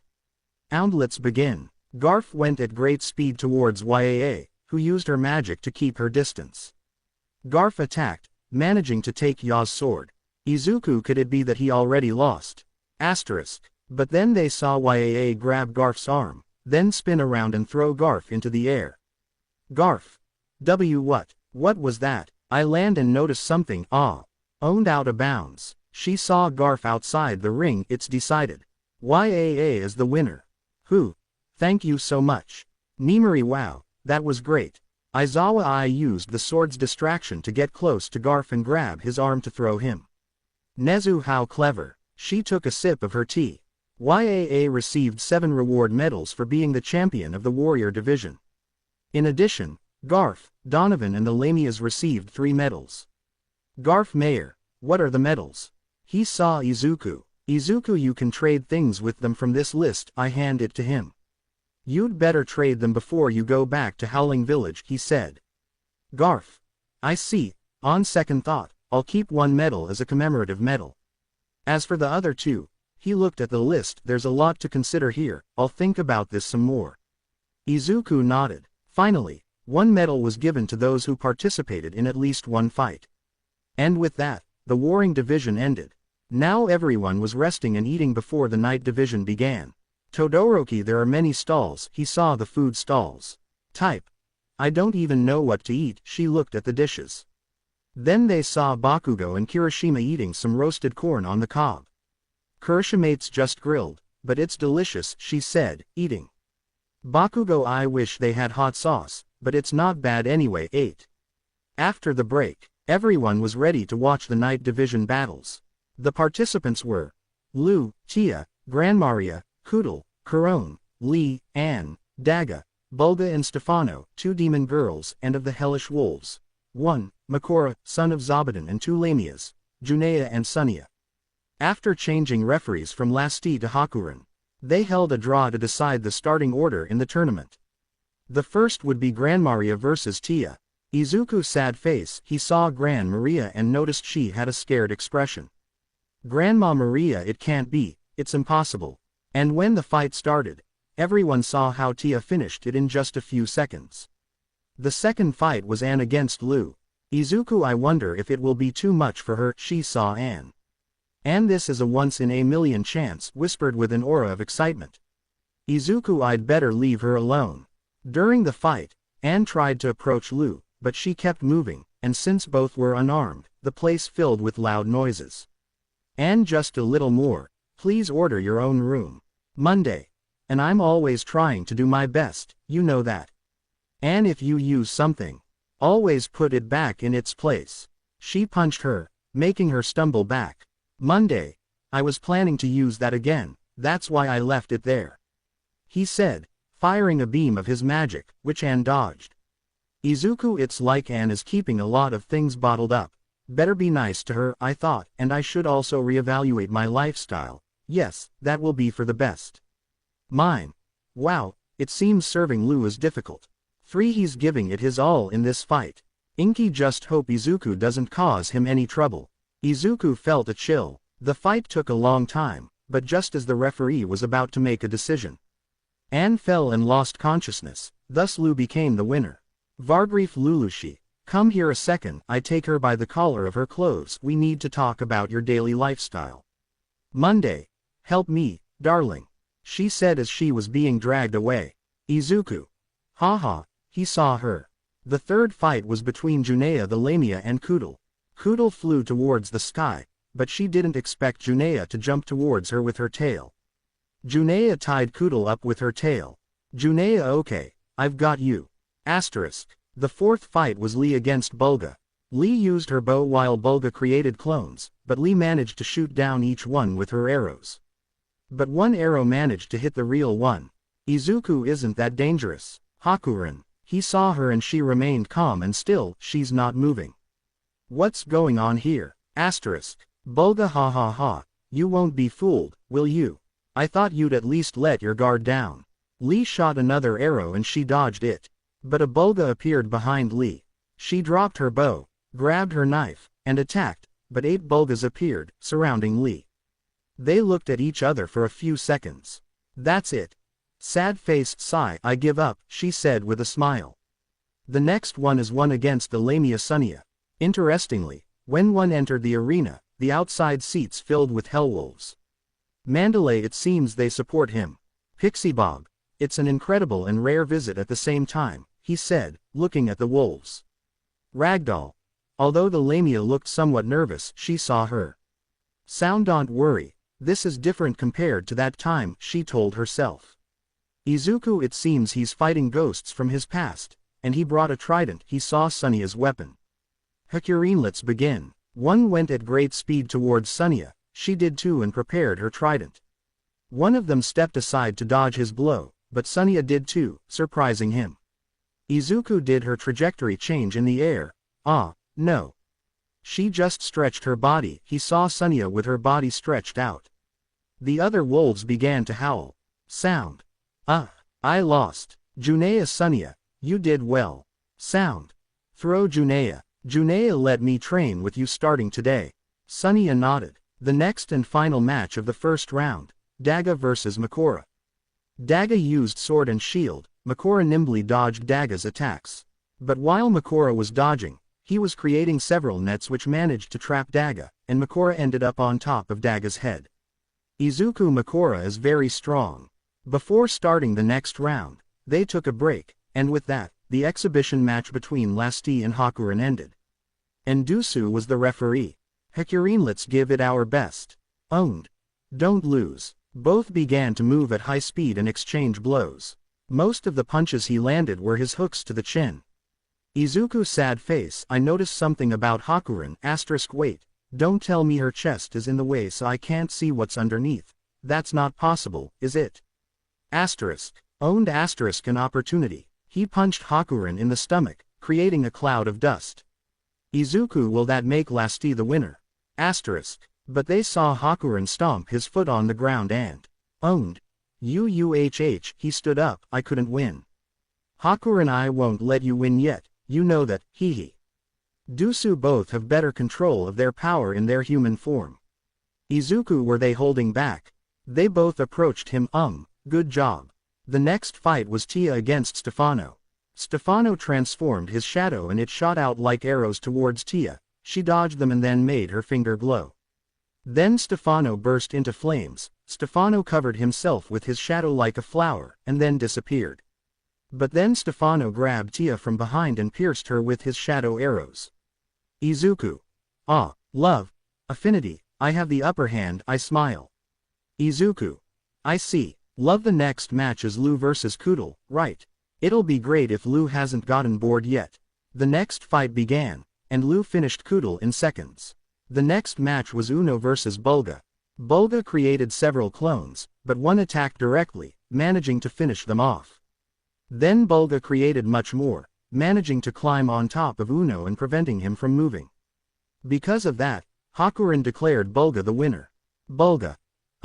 I used too many clones, exhausted. The next match was Makora vs. Kurone. Kurona tried to rise, but his foot was caught in a spider web, causing him to fall to the ground. Then Makora wrapped her in spider webs while she was lying on the ground. Crowns. Our compatibility is too bad. He's our natural enemy, she said, tied up. Then came the semifinals. Lu vs. Tia, Makora vs. Bulga. Everyone saw Tia and Lu climb onto the sand. Mitsuki wow, a fight between Izuku's wives. Inc. I wasn't expecting something like this, she said, carrying Taizel and Alfred. Izuku **, a fight between mortal rivals, should I be worried? He thought. Somewhat worried. They were rivals until they reached the village, a fight between two girls who gave birth to my children. **, love, it's been a long time since we last did it. Monday, you're right. Since Vargrief is watching I won't stop him, you know that. Hakuren, let's begin. Thus, both stood firm in their places while exchanging blows, smiling and laughing at each other. Love, that hurts, you're too good. Monday, I can say the same about you. Then they began to use their magic where enchantments were cast. Luckily, the spectators were protected by Hakuren's magic. Then they started punching each other in the air and shooting magic at each other. Until finally, the next fight was Makora vs. Bulga, or at least it should have been a fight. Since Bulga was tired from her fight against Uno, Makora easily tied her up. And then came the final, Tia vs. Makora. Makora won the night division and received 10 medals, a trophy, and a crown made of wood. Although the crown was human-sized, Makora placed it on his breastplate. Some students from classes A and B also participated in some free sparring matches. Dusu, what do you think, Demon King? Would you like to meet Galgardo? Haha, that was a good joke. Afterwards, everyone celebrated the end of the festival. Izuku. The day after the martial arts tournament party, everyone was ready to start cleaning up, although some were suffering from hangovers. Even so, the cleanup was quick. Now the dragon family, the demon family, and Vargrief stood before Izuku. After receiving some gifts from him, they were ready to leave. Dusu. That was really fun. Raymail. Live festivals like this are very nice, she said with a smile. Drime, I want to stay here a little longer, but I can't keep bothering you. Graphaloon. Our daughter has become more mature, I smile. Beezel, it's been a while since I've been able to relax like this. Yuri will invite you when we have a party at the castle. Smiles. Galgardo, that would be my line. But well, what can I say, we'll be in your care. Vargrief, actually, I still want to play with Alfred, but I have a lot to do. By the way, I see you also grow medicinal herbs in the countryside. Can I take some? Izuku. Of course. Vargrief'll bring some rare herbs here next time as a trade. And with that they went to their homes. Izuku also prepared some fruit for the lamias who couldn't come. Garf and some beastmen stayed behind to check on them, and they would return with them to the Howling Village during the fall trading expedition. Izuku was glad there were more men, but when he saw Garf greeting his daughter, he realized that some of them were already married. It seems there were aftereffects following the festival, as some villagers were training in case there was another festival. Now we find Izuku and Lu in their room. Izuku. By the way, Lu, you're a vampire, right? He saw her. Monday, that's sudden, what's wrong? Izuku, it's just that it didn't seem like you were fighting in a comfortable way to enhance your skills. Monday, a convenient way to enhance my skills. Izuku. Like, turning into fog to evade blows. Monday. Have I ever turned into mist in front of you? He saw it. Could those be the things you were thinking about in your world? Izuku. Maybe, actually I'm surprised that you and the girls took it well that I come from another world. Monday, well, we're glad you felt comfortable sharing that with us. Izuku, I didn't feel right hiding them from them. Monday, well, turning into mist, that's not very useful in a fight. It's exhausting and reduces my firepower. Not to mention, I'm vulnerable to attacks when I retreat. Monday, it's a technique that's generally used to sneak into a room. Izuku. I see, so, what about becoming a bat? Monday, that's not a technique used in a fight, as it would definitely reduce my strength compared to when I'm in my human form. It's a technique for sneaking away. Izuku, a technique for controlling others. Monday, a spell, right. That wouldn't work on strong opponents. That technique would only exhaust me if I used it on fighters from the Night Division. Izuku, I see, how about controlling the blood? Monday, control the blood, like Mr. Vlad. Izuku, yes, let your blood drip down your arm and use it to create a sword to fight with. Monday, how to control water? Huh, well, you said Vlad does something similar and that he's trained. I think it's possible here, but Monday, if I consider the drawback of letting out enough blood to make a sword, perhaps it's better not to. Izuku, I understand there are differences between magic and quirks. Monday, people from your world have a strange image of vampires. Izuku laughed. Do you know any other vampires besides me, the progenitor, or Flora? He looked at him intently, with a hint of jealousy. Izuku, I only heard some stories, so please stop looking at me with those creepy eyes, nervous. Then she went to talk to her aunt. Izuku, auntie, you can create golems, right? Why didn't you use them in the tournament? Love, despite their great power, they move slowly. Therefore, they are not suitable for a duel, such as in the tournament. Izuku, so when would you use them? Love, I usually use them as decoys. After that, the monsters and wild beasts are easily fooled. And also, I didn't want to get dirty. Izuku. Get dirty. Love, yes, after all, among the monsters and wild beasts there are rather, filthy monsters and beasts. I remember a zombie. Izuku, I see. I'm arriving now with Anne. Izuku, Anne, please be honest with me. Is there anything I need to fix in my lifestyle? Anne, nothing in particular, I think. Did something happen? Izuku, well, it's quite scary when you put it away. Anne, oh, you're talking about what happened at the tournament, right? Please don't worry, it's the mayor. You always fix things when we ask you to. Izuku, so, how was that time with Lou? He saw her. Izuku. Weren't you already doing that from time to time? I asked with a slight blush. Anne. You always get embarrassed so easily. I only do that in the bedroom or the bathroom. This time I want to call you, Master, anywhere, she said, blushing. Inko, Lou, and Tia were in the living room taking care of the children when they saw Izuku arrive. Ink, how did they get on with the new village? Izuku, are doing well, we're working on the houses now. He picked up Alfred. How are you, Alfred? He looked at him, but then Alfred burped and everyone saw fire shoot out of his mouth, hitting Izuku in the face. After a few seconds, Alfred stopped throwing fire. Monday, are you okay? She saw Izuku. Izuku, mom, was that it? Ink. Your dad's quirk, surprised. Izuku. You have a quirk. He lifted Alfred up, who laughed. Love quirk. Are those the powers they told us about? Monday, so, Alfred has his grandfather's quirk. That's incredible. Izuku passed it on to Alfred. Izuku, just be careful that you don't accidentally set anything on fire. Love, I wonder what Taizel's will be. She's carrying her daughter. Well, I don't really care if she has one or not. Izuku, me neither, smiles. Taizel. Yes, after a few days, they had worked on the houses of the new village. And after talking to Drime, Michael, and Beazle about those who wanted to move, there was just one problem. They were different races. Therefore, everyone was now in a meeting. Izuku, then, we will expand the village we built to accommodate the first group. Next, we will build another new village to accommodate the other two groups. That's it. What if we just expand the first village and take everyone to that town? Izuku, each group consists of different races. I thought it might be better if we separated them. Lovewell, that's true. Although there are different races that get along well in the Big Tree Village, you could say it's a special case. Izuku, and if you think about it from their perspective, instead of suddenly telling them to live with other races, it's more comfortable for them to live alongside the people they came from. And with that, they decided to build another town.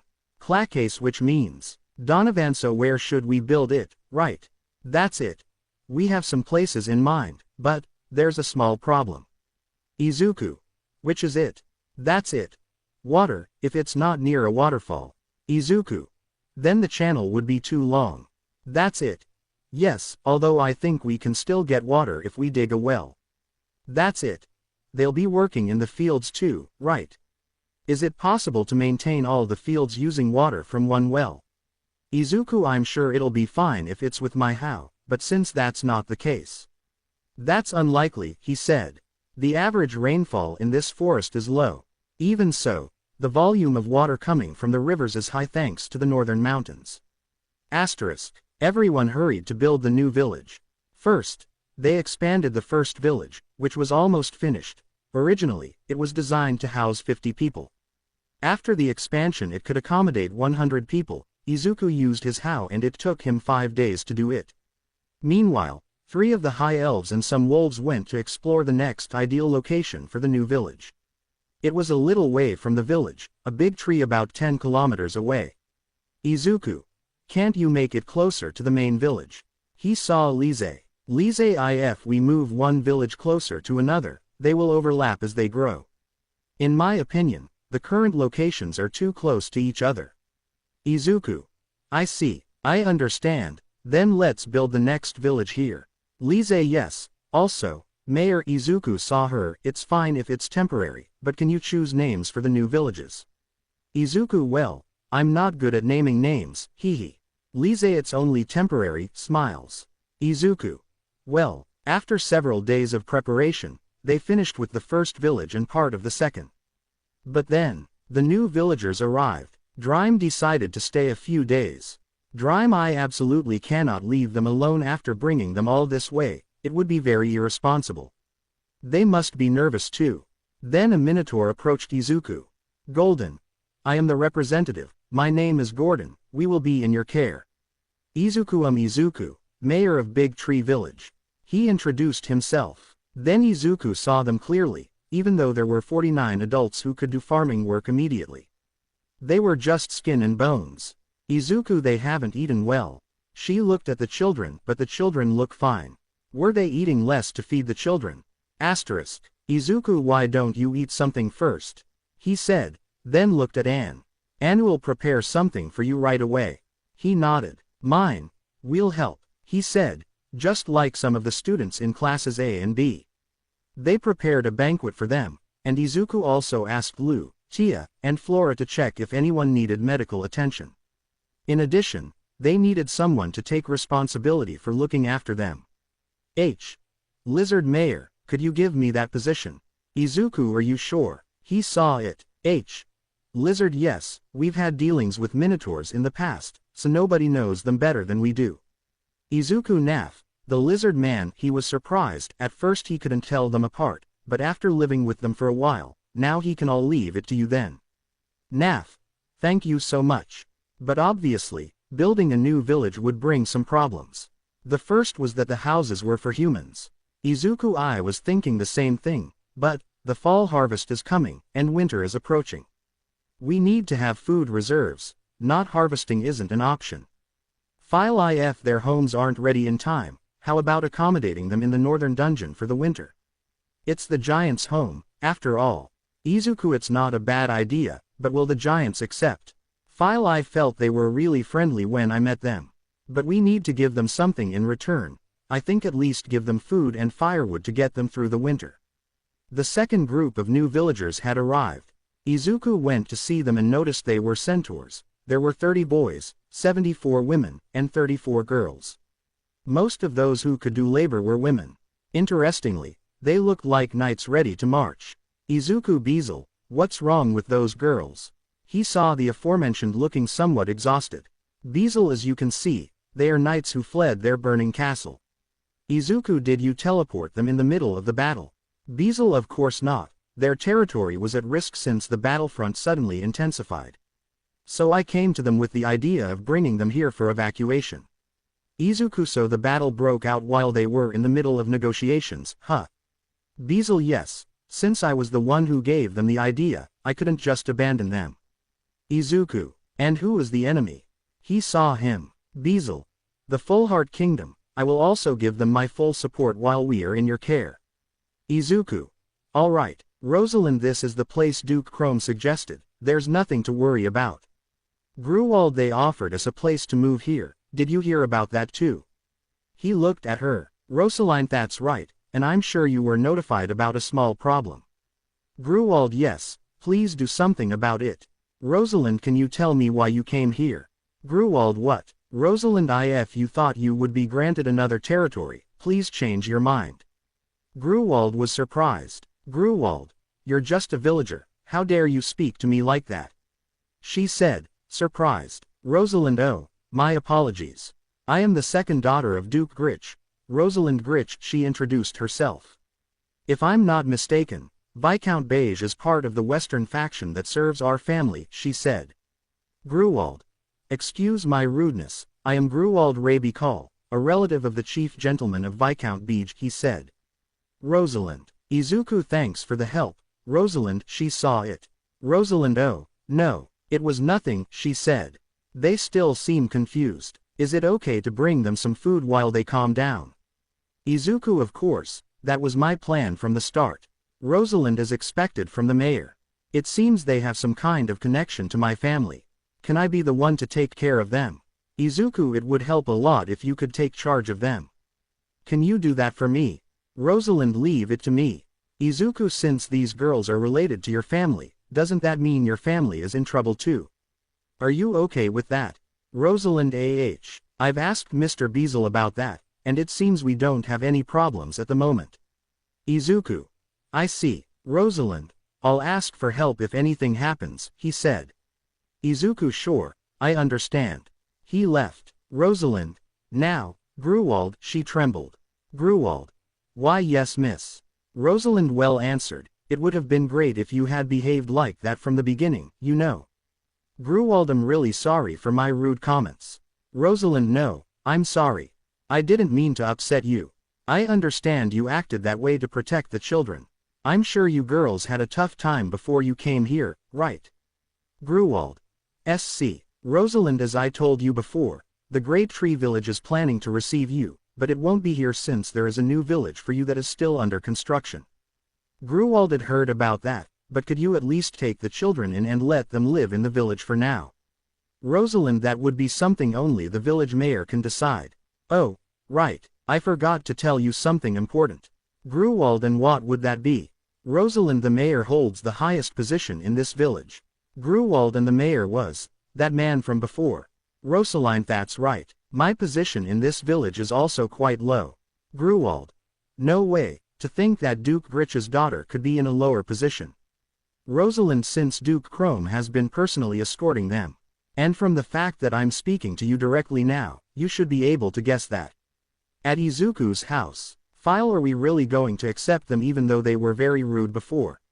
Izuku, I don't think they were rude, but it's unfamiliar territory for them, so they're expected to be cautious. That's true, but Izuku, let's hope Rosalind can act as an intermediary first, he said. We'll also have to make their houses taller so they can get in comfortably. By the way, Mayor. Izuku. Yes, he saw her. Note that the wolves and spiders did not appear in front of the new villagers. Is there a reason for this? Izuku, Drime and Beazle warned me. They said it would scare them and make them nervous. So they asked me not to introduce them so quickly. That was a good decision. Izuku, aside from that, get ready for the first and second groups, who arrived faster than expected. I wouldn't be surprised if the next group arrives any minute. That won't happen, will it? Izuku. Ha ha ha, looks like someone's arriving. Haha, what a good joke. Taste sad face, enter, Mayor. I have a message from Maria. The group led by Michael is moving through the forest. They'll be here soon. Izuku. For me, I am your representative. My name is Igu, said the tree trunk. Thank you for receiving us. Izuku, does the tree trunk talk? Surprised. After an explanation, the logs turned out to be part of the new villagers. These were of the Nyunu Daphne race. Izuku, so girls, do you mix and live with humans? They smiled. For me, Mayor, there's nothing to worry about. We've also thought of a way to show our loyalty. Izuku. Show your loyalty. I didn't mean that, he said. Would a simple meal be alright for you? For me, thank you for your consideration. I heard there were some issues with our move, so I don't want to cause you any trouble by making you cook for us. Izuku, well, that would help a lot. Did you bring any luggage? For me, none, he said. Please, give us a place with plenty of sun and access to water. That is our food. Izuku, sure, but, I thought of a good place. For me, can we take the spot near the field? Please, we won't cause any problems for the field. They all went to the field and rested there. Izuku, beautiful girls standing around the field. It seems absurd at first glance, but he saw the girls' satisfied faces, but it seems they like it. Then he saw Igu log with a happy face. Izuku, if you let your roots grow I will cut them, did you know? She trembled. They had the ability to transform into any type of plant and did not fight against monsters or beasts. But they cannot avoid being marked by monsters, being urinated on, or being scratched. Since their bodies feel no pain, they have no problems. Until they are fully healed, they cannot change back into their human form. Meanwhile, they transform into a log. Izuku, their true form is a tree trunk, and it's not that they stink, but I'll tell the maids to recommend they bathe once in a while so they can at least relax.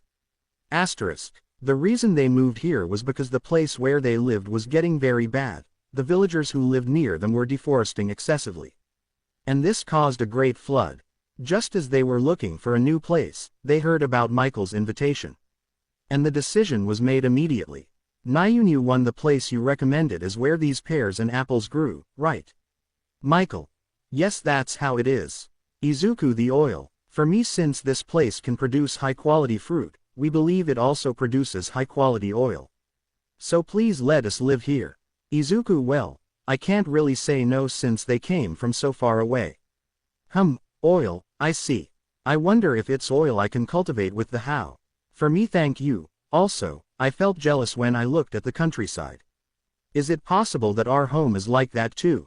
Izuku, ha ha ha. So you want your home to be like the countryside, huh? Girls, don't you live in houses? For me we could, but we prefer to live outdoors. Izuku, you live in a house, right, girls? For me we prefer to live outdoors. Izuku, well, the houses they built can be used for someone else then. Izuku, what kind of place would you like to live in and what kind of work would you like to do?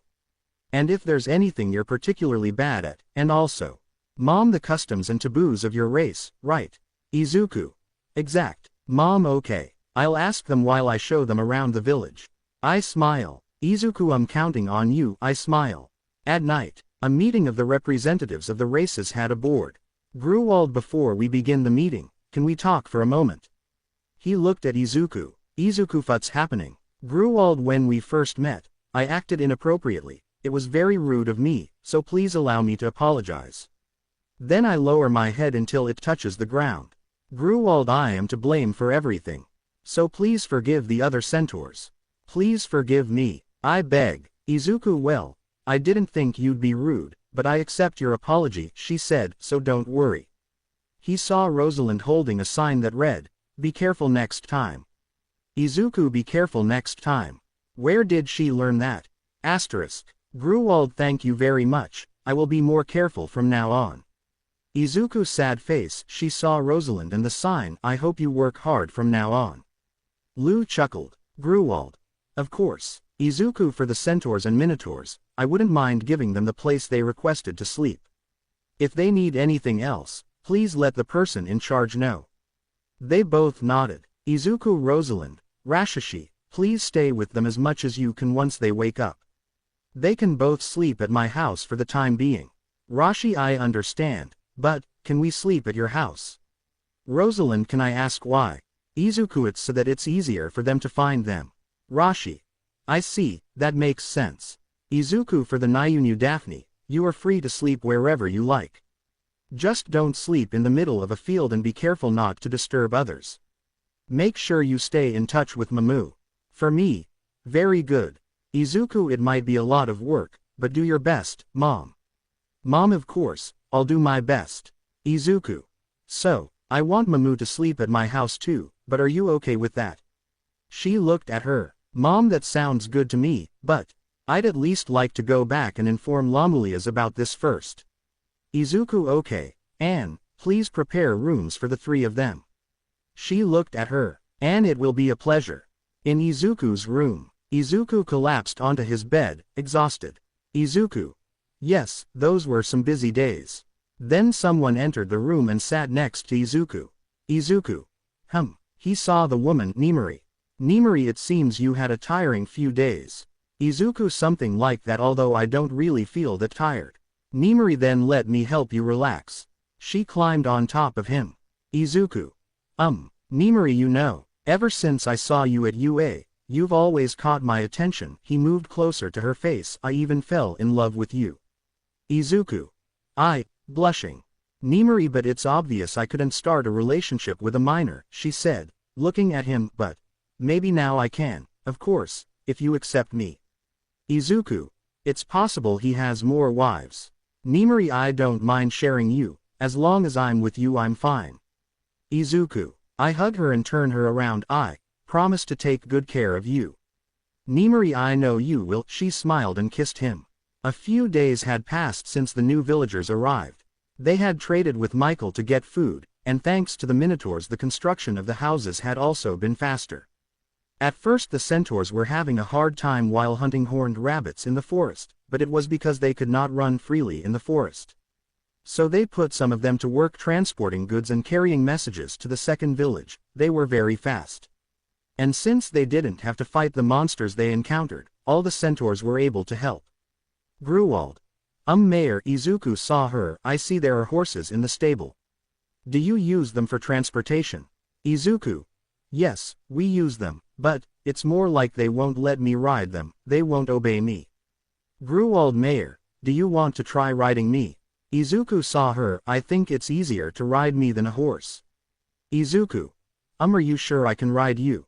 Gruwald. Of course. He bent down. Izuku climbed on and she stood up, surprising Izuku a little because of the height. Gruwald. Izuku saw the horse with its back to him. Izuku, I don't plan to abandon you, but you simply don't listen to me. Let's just say it wasn't easy to cheer him up. Mayor, we've finished prototype number 6 of the water wheel. This time it will work properly. Then she saw the other mountain elves. Everything is in place. Lower the water wheel. The elves released the ropes that held the wheel in the lake, and everyone watched as it began to turn, bringing them joy. Hoots moving. I'm so happy, so happy. Mountain elf. The first time I heard about this, I underestimated it and thought it was going to be easy. M2. I never thought we'd have to calculate the weight of the water too. M3. But it was really fun. 20 days after the harvest ended, they were able to finish about 25 houses. Izuku told the Minotaurs to use the houses immediately and to let him know if they encountered any problems. With that, they solved the problem of housing for the Minotaurs. As such, the Minotaurs planned to sleep in the northern dungeon during the winter passed to the centaurs, but Gruwald, if possible, we would also like to live here during the winter, he said. Izuku, I would like to accept your request, but the cold during the winter is severe. I might be able to provide a home for 1 or 2 centaurs, but including the children, that's more than 100 centaurs. Izuku, let's hurry and build the 3rd village. Until the time comes, I'll do everything I can. Nayunu Daphne are more self-sufficient than expected. The best thing about them is that they don't need food. They can eat and drink, but they'll be fine as long as they get sunlight, water, and good oil. In short, they didn't need to take care of them. They just needed Izuku's permission. Izuku. You can use this place for sunbathing, he told Igu, and it is strictly forbidden to walk around naked while in your human form. For me, Then he saw how Igu, human, stuck to a tree. Izuku. It seems you're a parasite of that tree. I don't mind if you use that tree, but just don't do anything to the tree in the center of the village, he said seriously. Igu nodded, somewhat frightened. Although they didn't have to take care of them, there are still some problems. The Nayunu Daphne were asked to hunt around the second village, but when construction of the second village began, they were moved back to the first village. Nayunu Daphne can communicate telepathically with others who are near them. Their main job is to report their position in the current situation. For example, if they report something dangerous in a certain village, you can decide what to do about that threat. That's its function as an alarm. Izuku, I know it's a bit sudden, but what happened to the Minotaurs before they got here? He saw Naf. Naf. Of course, did you know that Gordon and the Minotaurs were doing sericulture where they used to live? Izuku, I think I heard something. I heard they were normal farmers, but they were farming worms, huh? Naf, yes, although they were working. The reason they moved was because of silk cultivation, he said. Izuku, did something happen? Did your worms die from a plague or something else? Naf, no. I heard their harvest was prosperous, but the owner of the land where they lived asked for something impossible. Izuku, so what did the landowner ask for? Naf, since you can make a lot of money with silkworm cocoons, he asked them to increase production. Izuku, oh, I see. I can understand his point of view. It's understandable that he wants to increase something more profitable. I thought, Naf, but even if you told them they would increase production, it's a job involving a living creature, they couldn't increase production immediately. Izuku, that's to be expected. Naf, so, because of his anger, the landowner raised the taxes. Izuku. Huh, he raised the taxes. Is that man a fool? He said incredulously. Naf, you can say that again. Gordon and the other Minotaurs worked desperately to stay there for 3 years, but eventually they couldn't stand it anymore and left the village. Izuku, so in the end, they focused on gaining more. But greed ended up destroying itself because of its greed, huh? To think that even that would make them abandon their own village. Naf, after that, they continued wandering through different places. They were lucky enough to encounter Drime's subordinates while wandering around, which is why they decided to come to this village. Izuku, I see, that's why they were so thin. Naf, it's just my opinion, but I'm grateful that they were able to live comfortably in the second village. Izuku, you're right, let's make an effort so they can continue to live comfortably. Naf. Yes, he agreed. Izuku, so where is that foolish ruler? Don't tell me he's in the Fullheart Kingdom. Naf, no, that can't be. I think it's in a more distant kingdom, west of the Fullheart Kingdom. Izuku, I see. It's not good to blame everything on the Fullheart Kingdom, although I still think it's a bad kingdom. Asterisk. Izuku was now with Gruwald and some centaurs. Izuku had also discovered that Minotaurs could breed with other species, but the problem was the size difference between species. And now I was going to ask Gruwald. Izuku, it's embarrassing to ask a girl this, but it's your role as the representative of the centaurs, so please answer. Gruwald. What thing? Izuku. Gruwald.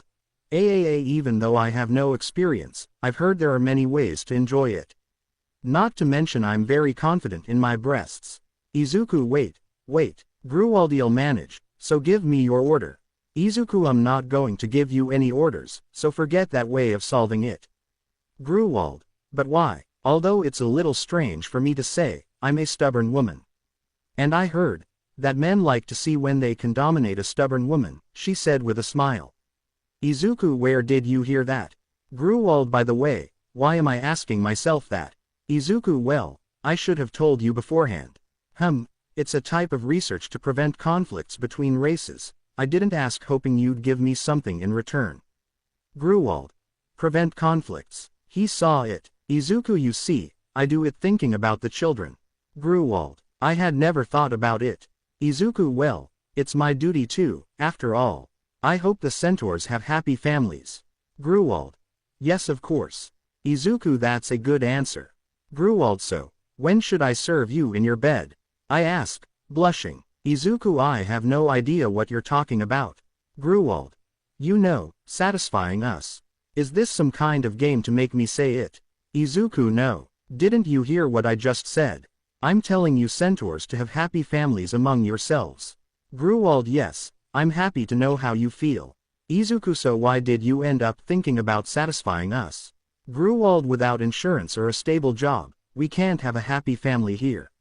So I thought that, to secure our position, it would be best to have some kind of special relationship with the village mayor. Gruwald, so please let me offer this to this incompetent. Gruwald lowers her head. Izuku, I told Gordon this too, it's okay, you don't need to do it. No matter what happens, I won't take them out of the village, so don't worry. Gruwald. Nimari, so these things always happen to him, huh? Winter had already arrived. During those days, mayors were also assigned to the other villages. So some villagers decided to refer to Izuku in other ways, such as, Your Highness, or, the Great Mayor of the village. So Izuku decided to think about it. I also spoke with Gran Maria about bringing more angels to watch over the other villages. She will ask them when spring arrives. Now Izuku was with Eri and Kota, the three of them riding a horse. Different how great. City I expected it to be a little faster. Izuku. First we'll go slowly, then we'll go a little faster, he said. It seems he's gotten closer to me now. He saw the horse. Then he felt a breeze at his back, turned around, and saw Gruwald watching them. Now Izuku was in his room carving new wooden utensils for the new villagers. Maid. Alcade. Izuku. Yes, he saw her. Maid. About this glass, I'm showing a glass with incredible detail and design. Izuku. Oh, I got really into it. He saw the glass. Maid. If you use this type of carving on a vessel like this, it would be more of a work of art than a usable product, he said. Izuku. Is it a bad thing? Maid. I think it's fine for the plate, but I think it's a bad idea to put this type of carving on something that we're going to put in our mouths. Izuku. Well, here you go. He gave it to her. Maid. Is this for me? Thank you so much, I'll keep it as a family treasure. She bowed. Izuku. Well, I did it randomly. So I hope you use it as. She left happily, a product that can be used. Izuku was in his room making a Zabuton statue. Izuku. Maybe I should change my pose. Asterisk. A few minutes later Anne entered and was startled to see the Zabuton statue even more realistic and in a fighting pose.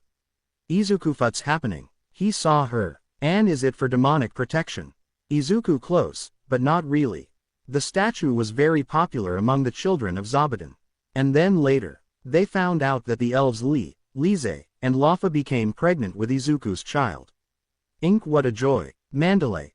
It seems he really will have an army of children, he said and then looked at Nimari. Nimari. I still don't know if I'll be pregnant soon. Pixie Bob. Did you do it with him? She nodded. And what's he like? Nimari. Very good, Pixie Bob. I wonder if I'll be able to have something with him. Ragdoll. Well, many are already beating you. They all saw several girls approaching and cornering Izuku. Grats. Excuse me. Izuku's sad face. She saw him wearing his armor. Beezle. Who is he? Beezle. He is one of the 4 generals of the demonic realm. Grats. Izuku. Generals. Beezle. They are like high-level ministers in the demonic realm. Izuku. And why is the minister here? He saw Gratz in the distance. Beezle. The demon king always praised this village, so perhaps he's come to challenge it. Izuku. Challenge? Are you talking about fighting? Beezle. Yes, so, can you call the strongest person in the village? Izuku. That's a problem, but it's not like they're going to leave if I tell them, right? Beezle. Most likely. Izuku. But even if I wanted him to fight the village champion, the champion, Makora, is currently hibernating. Beezle. I think that's enough if you call someone powerful. Izuku. Well, then the wolves. Beezle. I'm sorry, but he was badly beaten before he got here, so please hide someone else. Izuku. Then Gran Maria. Beezle. He was also defeated by her before arriving here. Izuku. But Gran Maria was defeated in the first round, did you know? That guy is a drama queen, the 4 generals, right? Beezle. Although he is in charge of the military, he is not the type to fight on the front lines, he is more skilled at giving orders from behind. Gratz. You're going to dedicate your life to the village, huh? That's good news. He removed his helmet. I just need to speak with your parents, right? Or is there someone else you're allowed to talk to? Ronana. I can't say anything unless the village mayor gives me his blessing. Gratz. Mayor of the village. He saw Izuku. Just tell me your conditions. Izuku was confused. Tell me the conditions for marrying Ronana. Izuku. Wait. Give me a moment. She walked away and went with some elves. Is this how it feels when someone asks for your daughter's hand in marriage? Eleven. It's just like in fairy tales. Alpha 3. How wonderful. Alpha 2. 2 lovers separated by the village mayor. Beezle. It's normal to set an impossible condition if you don't feel it's right, he said, and Izuku nodded. Izuku's sad face. It was with Gratz. Sorry for making you wait. To be honest, I want to support her, but I also want to respect her feelings. Izuku. Until Ronana says on her own that she wants to marry you, I cannot give you my blessing, he said. Gratzo. In short, if Ronana says she wants to marry me, you'll give us your blessing, right? Izuku without coercion, without intimidation, without using your power to persuade her, she saw her, there's no need to rush. Milk. Yes, he agreed. Izuku didn't worry about the village, think carefully about whether he's the one you want to marry. Then you can give me your answer. Izuku, and if you decide to marry him, I'll give you my full support. Oh, but just so you know, keep in mind that it's not like I'm not interested. Milk. Yeah, I understand. Thank you very much. After winter has passed, Izuku went to check the food inventory. With the girls from the Demon Kingdom. Clacase the village of the Great Tree without problems. Rosalind, there is a slight bias towards the food consumed in the second village. But there is no problem with food availability. Florem. Bias. Clacase, it seems they prefer to eat fruit and tend to eat less. Florem, is that a matter of taste? Clacase, I don't think so.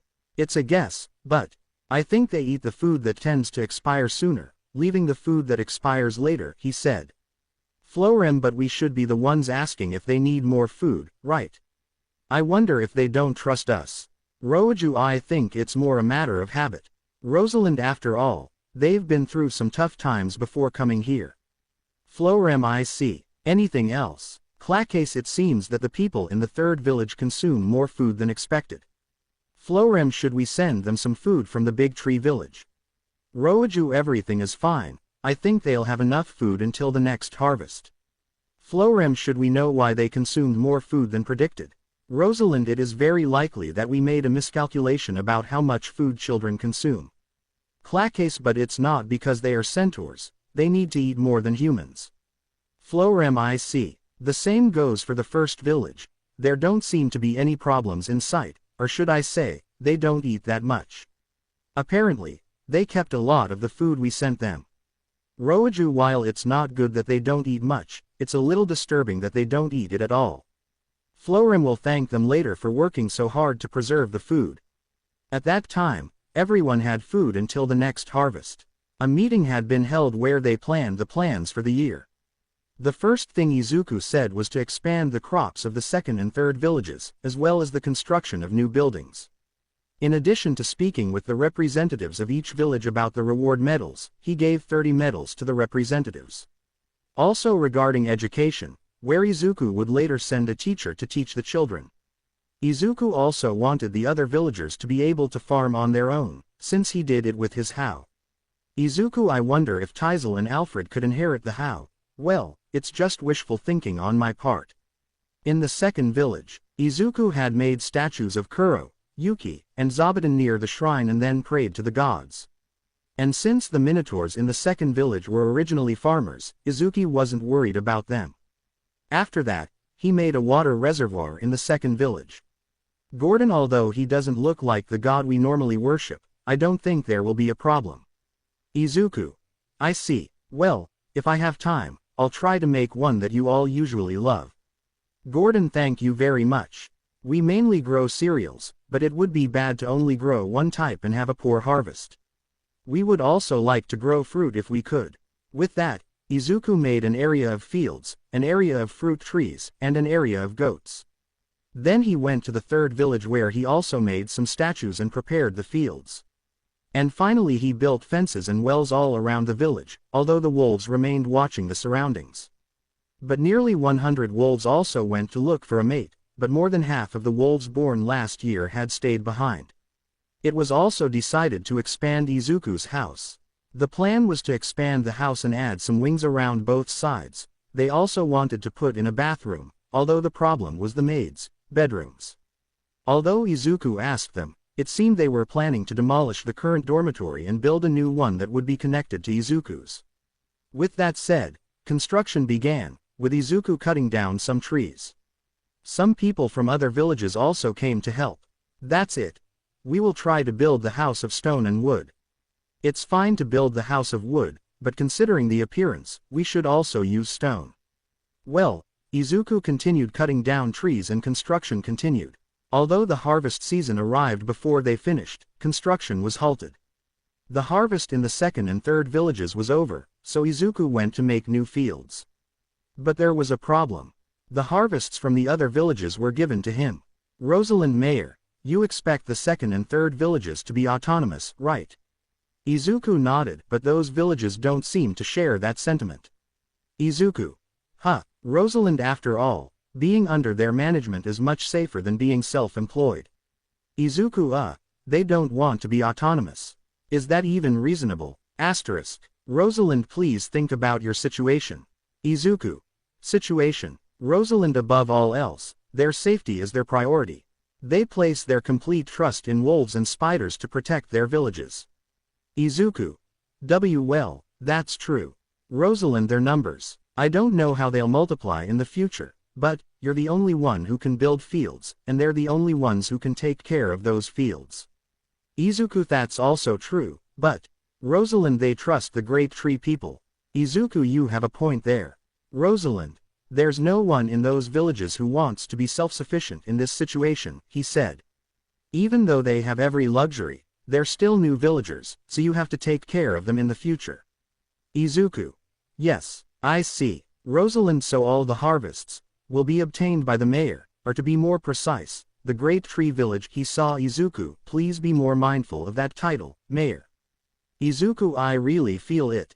After Izuku thought for a moment about being responsible for the lives of others, he decided that he would do his best. He had also spent some time playing with the wolves and spiders alongside Zabuton, although the latter put on more of a fashion show with Izuku and some kids from classes A and B. Izuku was now with one of the Nyunu Daphne. Izuku, you girls are barely noticeable.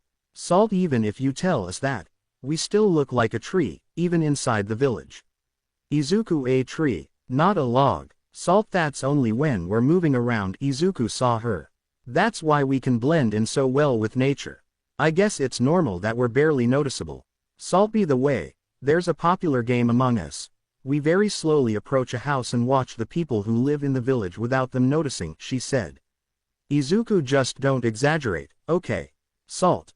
Of course. Izuku, although I let them take care of the first village. They don't need anything from me at all. That's quite helpful. A little later, Lamulias. Couldn't he play with us? She said, standing next to some other girls. Thus began the first great game of the Great Tree Village. Izuku was the seeker, and despite having used his quirk, he couldn't find anyone. They were really good. Grandma Maria, well, now I'm leaving the village for a while. She wanted to call more angels to the village, and with that she left. Izuku, hey Koodle, aren't you leaving too? On the moon, if we leave, there will be no one to watch over the village. Kuron nodded. Izuku, well, that's true, it's fine to do it on shift when Gran Maria returns. On the moon it's not necessary, it's more convenient to be in the village. Crowns, once you taste the village food, you'll never be able to live anywhere else. Izuku. I see, by the way, what's with that mountain of luggage? He remembered Gran Maria's luggage. On the moon, their bento boxes and souvenirs, he said. After that, they obtained information about the giants. Perhaps it seems that further north, past the dungeon, there was a pool of hot water. Izuku wanted to use them as hot springs, but when a group went to investigate, they told him they were too hot to use. Furthermore, the group had returned with some wounds and scratches that luckily were not life-threatening. Lou and Flora cured them. They had also done disaster drills, the most obvious being a fire. So they practiced what to do in case of a fire. They had also decided what the next festival would be, hill climbs. Izuku, so you're the enemy, right? He looked at them. Angel 1. Well, it's not like we're their enemies. Izuku, but you came with people to attack this village, right? Isn't it obvious that this is a hostile situation? Grandma Maria, I agree with the mayor on this. Izuku, by the way, Gran Maria, why is she furious about finding out that my aunt gave birth to my daughter? Grandma Maria, mayor, can we speak privately for a moment? They moved a little away from the angels and the harpies. Grandma Maria, the tribe of angels is basically an all-female tribe. Izuku, I feel like I've heard that somewhere before. Grandma Maria, so, in order to increase our numbers, we need men. That's why we need men of other races.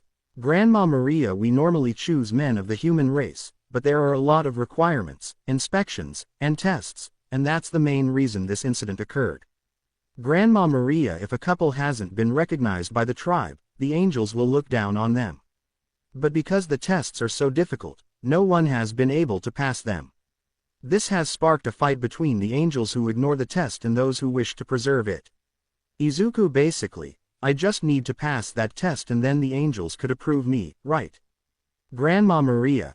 Why yes, that's true, but Izuku, is it impossible, like staying underwater for an hour? Grandma Mariates something like that, but I think it'll be fine if he's the mayor. After all, the mayor is Auntie's husband. Izuku approached Kyabit. Izuku. So now, daughter of the boss of the angels. Kyabit. Izuku okay, Kyabit, I understand why you're here, so in short, you're our enemy, she saw her. Now that I've captured you, you're basically my property. So I can do anything I want with you. Do you understand that? Kyabit wait a second, I'm the daughter of the head of the angels, you know. She said, blushing. Izuku. I know, Kyabit, the angels won't let something like that go unpunished if something happens to me. You know. Izuku, is that true, Grandma Maria? Well, that's true, but, since Auntie is here, I suppose it's alright. Grandma Maria Mayor, come here for a moment. Izuku approached him. Just like the harpies, they will be pardoned as long as they serve an angel. That would be why they wouldn't have a problem serving under my command, but this is not the case if they betray Kyabit.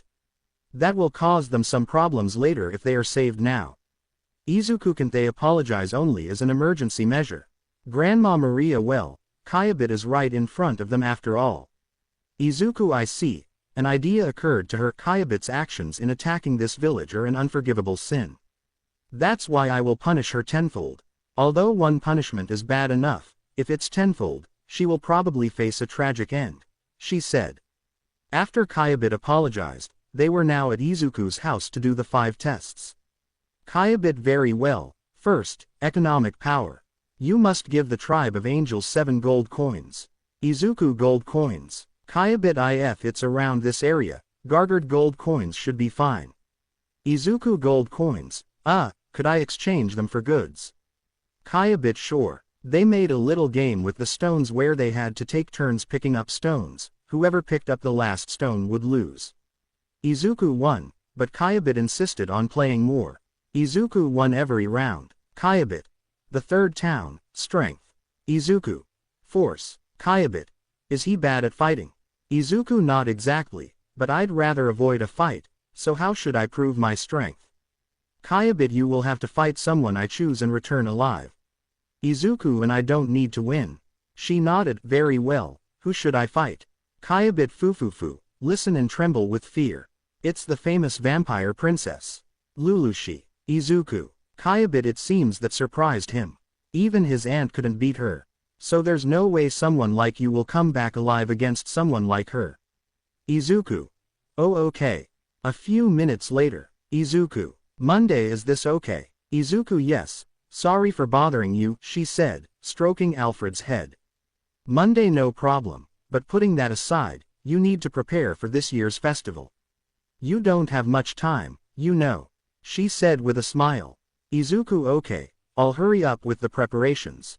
Monday, okay. Before you called us we were told that Inko had arrived, so we'll be with her for a while. Izuku, sure, see you later. They both left and then he saw Kyabit. Kyabit.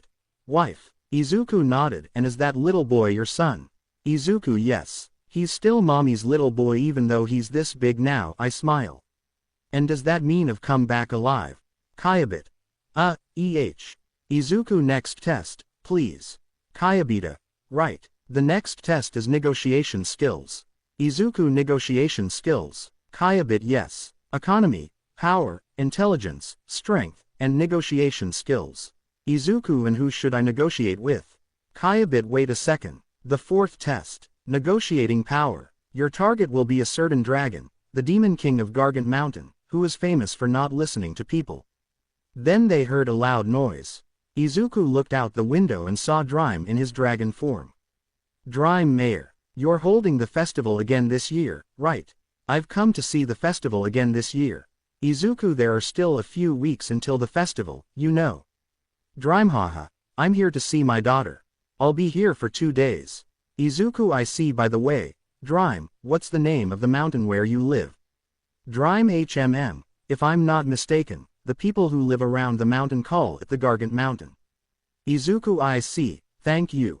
Drime's sad face transformed no problem. The final test would be a matter of luck, where Izuku had to toss a coin that had an angel on one side and a shield on the other. The coin had to land with the angel side facing up, and Izuku was also forbidden from touching the coin after tossing it. Izuku threw the coin and it fell to the ground where they noticed it was about to land with the angel side facing up, but Kyabit stopped it. Kyabit. Fufufu, it seems you have failed the test.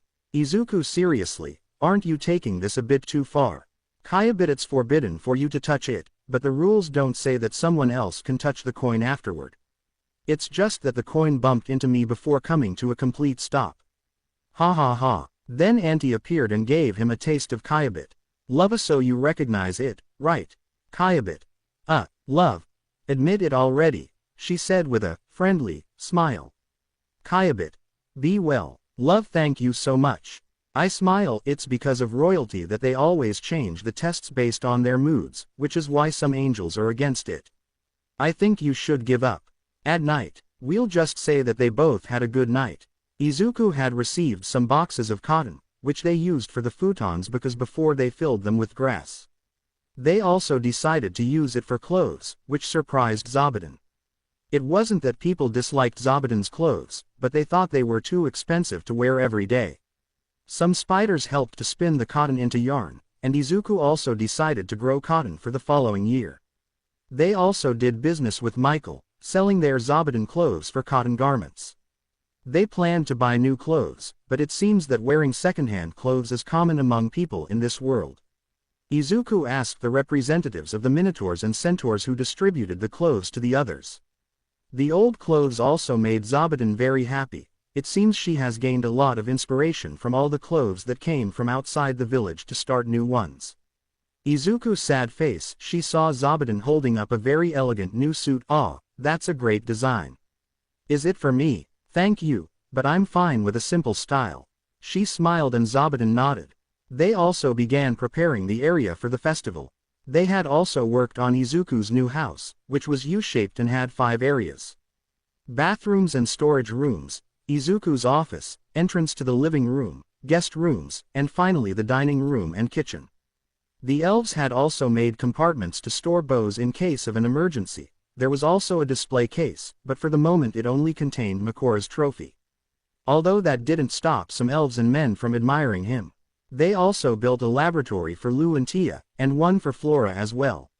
But because the Flora research is to solve most of the problems of fermented products, it was built outside the mansion to prevent it from smelling strange. Walkways were also built for the spiders to cross. Izuku had discovered a hidden passage to his room after talking to the elves. This will only be used for Zabutons and spiders, and in case of emergency. Now, after a few days, they had the gliding festival area ready. A hill, a hole, and a pond to glide into at the end. Each competitor will slide down the hill using their board. They will have to start from the top of the hill with their board and slide all the way down, through the hole, and fly into the pond. The competition is to see who can fly the farthest inside the pond.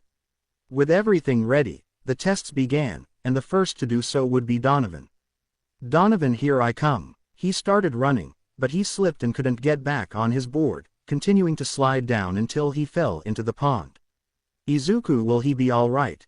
She saw him leave laughing. It seems he is. From here I go, he said on the hill. He jumped onto his board and glided down, then flew almost to the other side of the pond. Rosalind, and to think I could make a perfect jump like that. As far as the safety of the contenders is concerned, we should increase the size of the pond. Mondeum next. She decided to start immediately on her board instead of running up from the starting line. And just as she was planning a great high jump, when she landed she shot off like a cannonball as she spun around. Next came Kuro, who stayed on his board the whole way, and finally Ronana, but she got stuck in the hole after losing speed. I tried again, and although it didn't fly very far, it did make a great dive. After a few days, finds Izuku. I am one of the 4 generals of the demon realm. I've heard many rumors about this place. I haven't brought anything for my self-defense. I'm trusting you to protect me if anything happens. He said to Izuku. Izuku. Welcome. He saw Beezle and approached him. Isn't he a little shy for being one of the 4 generals? Beezle. It's because he's in internal affairs. Izuku. Internal affairs. Beezle. Yes, there are many government jobs focused on administration, and some legal matters as well. Izuku. Aren't the 4 generals the strongest in the demon realm? Beezle. Ha ha ha, of course not. After escorting the Demon King, the generals, and the race representatives to their guest seats. Within a few minutes, Dusu, Raymalin, Drime, and Grafaloon arrived. Izuku's sad face. He saw Vargrief next to a woman. Is she your wife? Vargrief. Ha ha ha. Fushu. Izuku. It's wonderful to meet her. I smile. She says she's a priestess but she's wearing casual clothes. It must be her day off. Do they even have one? Well, she looks gentle but gives off the impression of being a lawyer. Asterisk. They went to their seats and then Michael arrived. Son Izuku. Michael. By the way, Mayor. The female assistant you just met with, is she a Fushu from the Korean religion region? Izuku. Yes, that's what she said. Michael. She is one of the high priestesses. Izuku. Really? He saw it. Michael. Yes, although she is beautiful and gentle. She has another side that others call the diabolical Fushu. Izuku saw this. Don't look so surprised. When she comes to the human realm, there will surely be a festival. Izuku. Even if you say that. Asterisk. Vargrief is the founder of the Korean religion, and we even have the Demon King alongside the Dragon King, he thought. After the other guests arrived, they began. Claque's first participant, Lizard Man Daga. He's going to challenge the slope with his handmade board. After gaining momentum, Daga climbed onto his board. He flew and bounced on the water 6 times. Claque's and its distance is 24 meters. Some minotaurs decided to sing along with a dance. Some centaurs decided to shoot their bows while running and most of them hit the target. Then they continued with the competition again. Second place went to Tia, third place to Kuroichi, fourth place to Yaa, and fifth place to Yuri. Some joined at the last minute, like Beezle, Gratis, and Fushu. Izuku's friends also participated, some from Class B and some teachers. The big 3, although Tamaki was a little scared, Eri and Koda, even Inko and Mitsuki participated. Dusu tried to participate but Raymalin stopped him. The second part of the competition involved riding your board without running at the start. Lotion was poured on the ramp to make it extra slippery for the participants. The second part of the competition is rated by the flight distance, just like the first part. For some reason, the second part seemed more like a performance division. Basically, some people were riding their boards in some entertaining way and striking some poses. To allow the children of the Beastmen to participate, they did not mark their flight distance. Lamulias, the woman in charge of the children, seemed worried. The ramp was considerably safe, but she suggested making a mini ramp for the children. Izuku asterisk. That might work. Asterisk. Then he saw Alfred arrive with the Alfred. Dad looked at him with shining eyes. Izuku. After seeing the beast children jump, he wants to do it too. He saw them. Maybe when you're a little older. Alfred. Oh, Monday. It will be next time. I stroke his head. From thank you so much, he said, raising his trophy. The wine slime didn't seem interested in the trophy, but it took the reward medals. Izuku planned to give medals to the other winners as well, but what would they do with all the other participants? Yuri. What if you arrange for them to exchange it for something? Wouldn't that solve the problem? He suggested. Everyone agreed. Izuku was entering the house, walking towards his room, but then he heard someone talking. Izuku. He peeked out the door. There he saw his daughter Teisel, along with his brother Alfred. Teisel. I don't know. She saw a wreath of flowers. Alfred. I don't think so. I throw a ball of paper. Izuku. What are you doing, kids? I enter the room. Teisel. Aunt Eri told us about Mother's Day, she said. Izuku. That's right. That day is coming in the other world. He thought, I must do something for Mom too. Alfred. We wanted to do something for Mom and Auntie, she said, showing some sheets of paper. Izuku. I understand. Approached. Well, I also have to do something for your grandmother. Would you like me to help?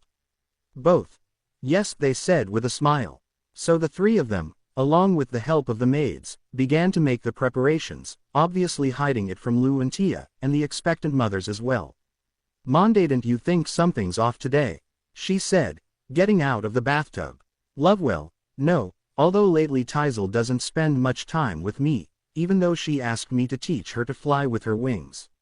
Monday, now that you mention it, Alfred hasn't been near me either," she said curiously. They got dressed and left the bathrooms. Then they saw Senna pass by. "Love Senna, have you seen Alfred and Teisel?" She saw her. "This yes, they're, I mean, no, I haven't seen them," he said, although it's possible they're with the mayor. "Monday. I see," she said, somewhat confused. "They went with Izuku and saw him making a statue." "Monday, honey, have you seen Alfred and Teisel?" "Izuku, oh, they went with my mother to the fields. She said she wanted some flowers, so they wanted to help her." "Love, oh, so they're with Inko, thank goodness." Relieved sigh. "Monday, okay, let's go with them." Both girls left. Izuku made sure they were no longer nearby, then looked towards one of the corners of the house. Izuku. Now, his friends, along with the maids, entered the house with various decorations, tables, and chairs. "Teisel, daddy, do you have the strawberries?" Izuku gave him the basket. "Izuku, and the tomatoes too." She gave the basket of tomatoes to Alfred. "Go to Lamulia's so he can help you." Both children nodded and left. Lu and Tia arrived with Inko, who was with one of the elves who was helping her pick the flowers. "Monday, Inko, where are Alfred and Teisel?" I asked. "Ink. Huh, I haven't seen them all day," he said. "Love, but Izuku told us they were with you." Confused. "Ink, why would Izuku say that?" "Oh, I see." He gave a small smile. "I think I know what's going on here, but we'll have to wait a little longer." Monday. "Because you said so." "Inkwell, in our world there is a celebration on this day," he said. "Love, really? What's it about?" Curious. "Inkwell, it's a day to celebrate a very special family member." Monday, "I wonder what it will be." The girls stayed with Inko, talking and trying to figure out what kind of celebration it was in her world. Interestingly, all the other girls who were pregnant with Izuku's child arrived with them as well. Grafaloon, Raymalin, and some of the mothers of Izuku's friends. Izuku also allowed some of the beast girls to go to the Howling Village to see their families. After a few more minutes they saw Florem arrive with them.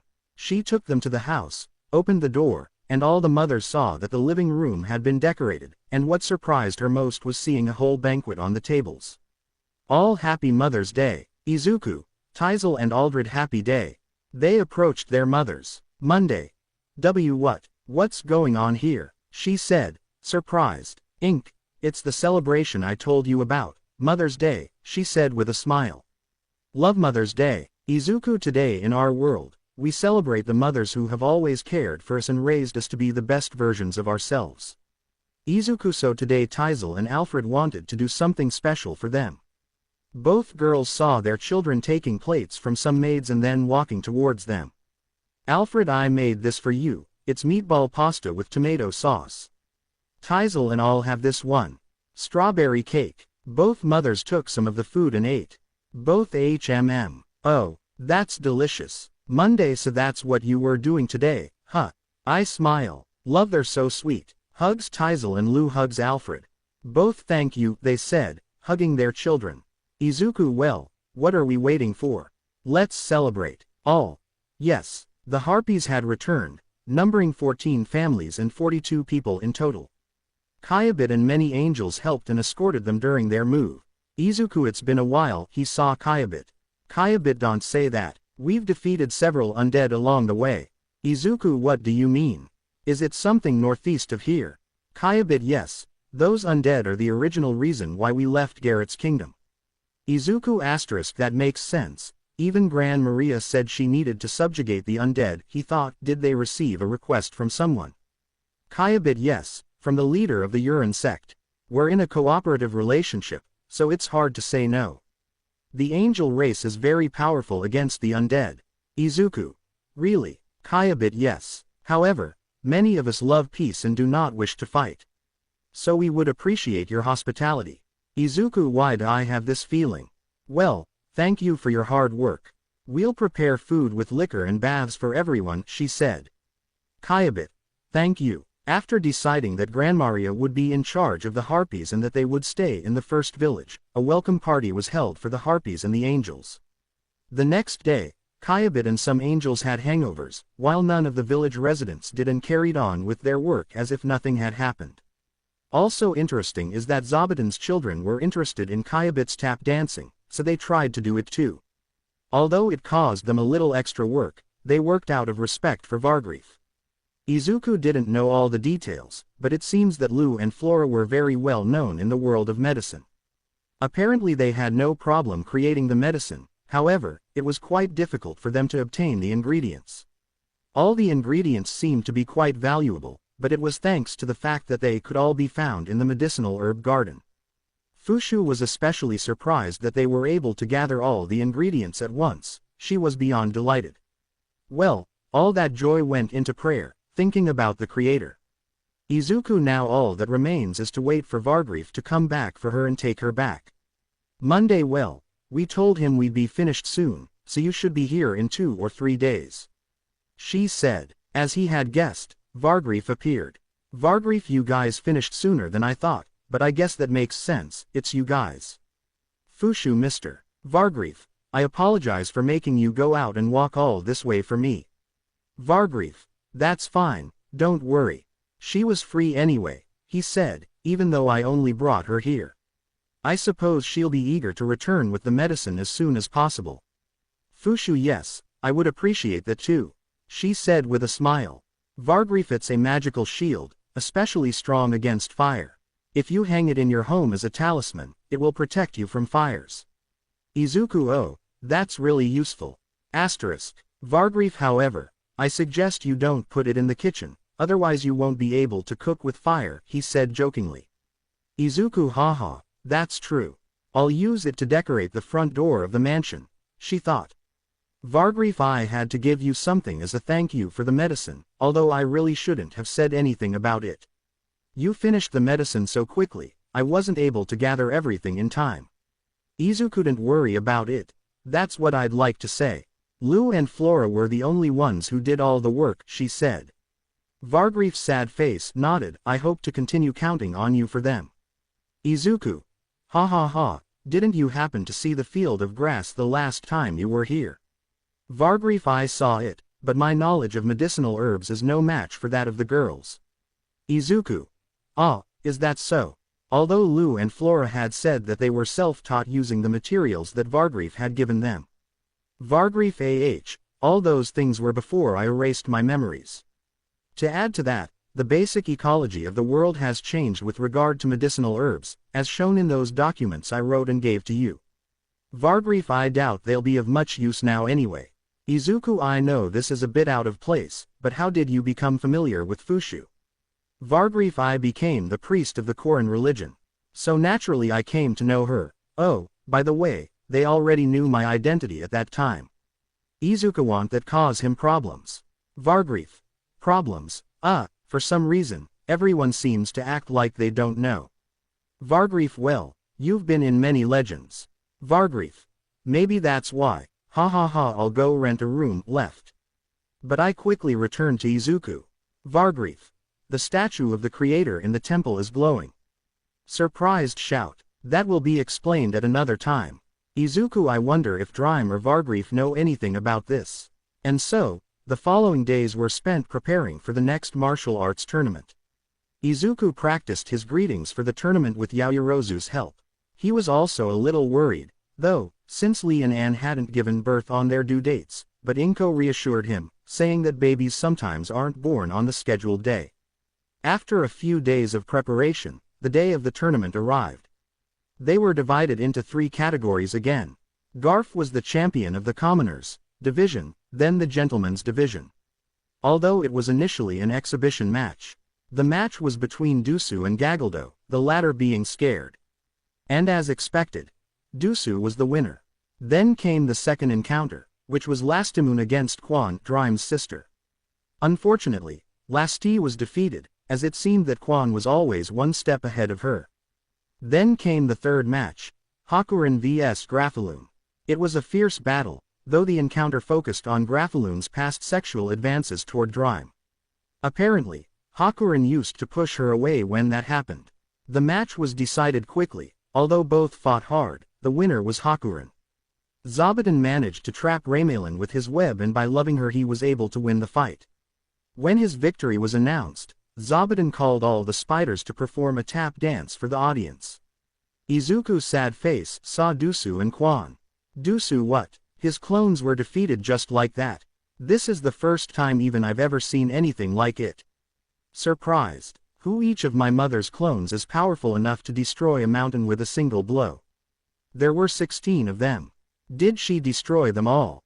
Is this a joke? Surprised. She was upset about it until Izuku went to calm her down. Then Dusu faced Zabuton and won against her, although it was more of a battle of endurance. After a few more battles, they took a break where the Harpies and the Nyunu Daphne performed some dances. After that, they revisited some fights that happened last year. Lu vs Tia. Lu was the winner because she had spoken with Izuku about a strategy to defeat her. Love. It's not fair that only Lu was the one who received advice. She looked at Izuku. Even I wanted to discuss different fighting strategies. Izuku. Hehe, sorry. Uno vs Bulga. Uno was able to defeat Bulga, he managed against Bulga's clones. The semifinal was Lu vs Makora. The winner was Makora since Lu wanted to put on a show for the audience, but for that reason she was quickly tied up. Izuku comforted her after the fight. Then it was Junea the Lamia's turn, and won. Junea was scared because she remembered when the wolves attacked the dungeon where they lived, and one reminded her of Kuro's children at that time. One's horn glowed, then he broke free from the web, then delivered a double kick to Makora that sent her flying upwards. But what surprised everyone the most was seeing one of them grow giant and throw a fireball at Makora, thus winning the tournament. Everyone was excited about the fight, but then there were some problems. Lee and Anne went into labor. Ink, how lovely they are. She saw her grandchildren. Mitsuki, I think you'll have to learn to knit, Inko. Gifts will be expensive for so many grandchildren, she said, amused. After that came the awards ceremony and, as some still wanted to fight, they used the arena for some small matches. Some beast girls and lizard men also did some gymnastics. And with that the tournament ended and everyone went home. The next day, many people offered ideas for baby names. And after thinking about it for a while, I don't know if you want me to change the R's to L's, let me know. However, a draw had to be held to choose the name of Anne's son, and the name proposed by the Demon King won. Then Lee, Lafa, and Lisa talked to Izuku about raising his children as the next leader of the elves and his followers. Izuku thought about it with doubt, but in the end he accepted it. Inky hoped they get along well, she looked at the children. Izuku, I'm sure they'll get along well, smiled. Different. I won't be his favorite anymore, she said, drawing circles on the ground. Izuku, she's already 12, but she still acts like a child, he thought amused. Don't worry Eri, you can still play with them hehe. Izuku was with Taizel in the strawberry fields. Izuku's sad face, I noticed something, don't eat them yet, she said, looking at her daughter. Taizel, okay, I take the strawberry away from my mouth. Izuku, I'm surprised you were interested in cultivation. I thought you'd be more interested in angel culture. Taizel, I'm interested in that too, but I really like strawberries and I'd like to know how they're grown. Izuku. I see, I stroke his head. Taizel, daddy, Izuku saw her, how can you fly without wings? Izuku, well, more than flying. I actually just float, he said, and it's the pressure generated by my punches that allows me to propel myself. Taizel, oh, I think I understand. Izuku, okay, she gave him the basket of strawberries, you take them home, I'll finish the rest. Taizel, okay, she left. So Izuku spent the next few minutes harvesting the strawberries. At home, Izuku entered the house where he saw the maids cooking and Tia and Taizel eating strawberries. Izuku, you shouldn't eat so many strawberries if you're having lunch, she said, startling them both. Ofa. Well, they're really delicious hehe, she said with a blush. Taizel. Why yes, they are delicious. Izuku's sad face, I'll take them away, then, we'd better leave them for dessert. Both. Ah, Izuku, it seems Taizel inherited that from you, she saw them both pouting. Both. They approached Izuku. Izuku, I already told you no, I stroked their foreheads. Love, Okay, I take a seat, just like Teisel. Teisel grandma said she'd bring me chocolate-covered strawberries when she came to visit, whispered to her mother. Love, oh, interesting. Izuku. Yes, I heard them, both jumped. And lunch is ready. With lunch ready, everyone ate and then went to work. As night fell, Izuku was on his way to his room after a nice bath. I enter her room and notice Lu on the bed. Monday, oh, you're finally here. She got out of bed. Izuku, did something happen? He saw her. Monday, well, I was talking to your friends and they showed me some clothes from your world, so I wanted you to try some on. Izuku, oh, well, I guess I can try some on. She said with a smile. Monday. Okay, went towards the closet. Izuku changed under Lu's watch, then Lu saw him in his new outfit. Monday. Ooh, applause, it really suits you. Izuku. Seriously, it was seen. Monday, yes, very good, blushing. Izuku. Lu. He saw her, but in response, she only received Lu's clothes thrown in her face. Izuku. I guess we won't be trying on any more clothes, she said with a blush. The next day, Izuku was waking up when he noticed Lu asleep on top of him. Izuku. How beautiful she is, I stroke her hair. Monday. He moved a little and got closer to Izuku. Izuku, Lu, wake up. Monday. I don't want to. Izuku, come on, we have things to do. I kiss her forehead. Monday, okay. She got up, covering herself with the sheet, and then went to the closet. After getting dressed, they both went to the dining room where Tia, Nimari, Alfred, and Teisel were already seated. Nimari. They finally woke up, he saw them, I suppose they had fun last night. Alfred, did you play last night? He saw his parents. Izuku. Well, something like that, anyway, let's have breakfast. Nimari let out a small laugh. With breakfast almost finished, Alfred, Dad, can you train me? Izuku. Train. Alfred, yes, Uncle Shoto told me about some fights they had against bad people in the past. I'd like to learn how to fight. Izuku, I understand, although I do know how to fight. I don't know any martial arts, but I think I know someone who can teach you. In the fighting arena, Izuku. I really appreciate you teaching them to fight. Looked at Kendo. I was actually thinking of asking Ojiro, but he'll be busy these days, I hope you don't mind. Kendo, it's no trouble at all. She smiled. Besides, I've been thinking about opening a dojo, this could help me teach children. She looked at the children in front of her. Let me introduce myself. I'm Itsuka Kendo, and I'll be your teacher, or in this case, your sensei. Children. Hola, Sensei Kendo. Izuku. Well, have fun and learn a lot, she said to the children and left. Izuku returned to the fields where the autumn harvest would begin, after finishing the harvest. They began by exchanging goods with the Howling people, where Daga would be the representative in the negotiation. Garf also spoke with Izuku about a couple who wanted to move to the village. Because one was a beastman and the other a human, there were some issues between the Howling village and a nearby human village. This couple was seen as brother, Gut, and his wife, Nashi, along with their 4-year-old daughter, Nato. Upon accepting them, they were shown around the village.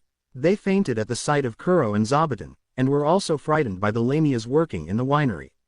But as they got to know each other better, they got along much better. Nato got used to it in a few days, he even rode one of Kuro's sons. And then finally a few days later, they finished all the harvesting, gathering firewood and other tasks before winter. But Vargrief had told Izuku about some hot springs, so, Izuku are going to reorganize the hot springs research team. And we should also say hello to the giants who live in the northern dungeon. He said. Florem first. I don't mind the reorganization of the Hot Springs Research Group, but, even though we know you can take care of yourself, it could still be dangerous. Aunt and Gran Maria nodded. I think you should stay, Mayor. Florem. If you need to greet the giants in the northern dungeon, then let's just summon them here. He said. Izuku. No, that would just be rude, you know. After organizing the research group, there were Hakuren, Lasti, Vargrief, Kyabit, Garf, Kuro and Yuki plus 50 wolves, Makora and 100 spiders. Florem.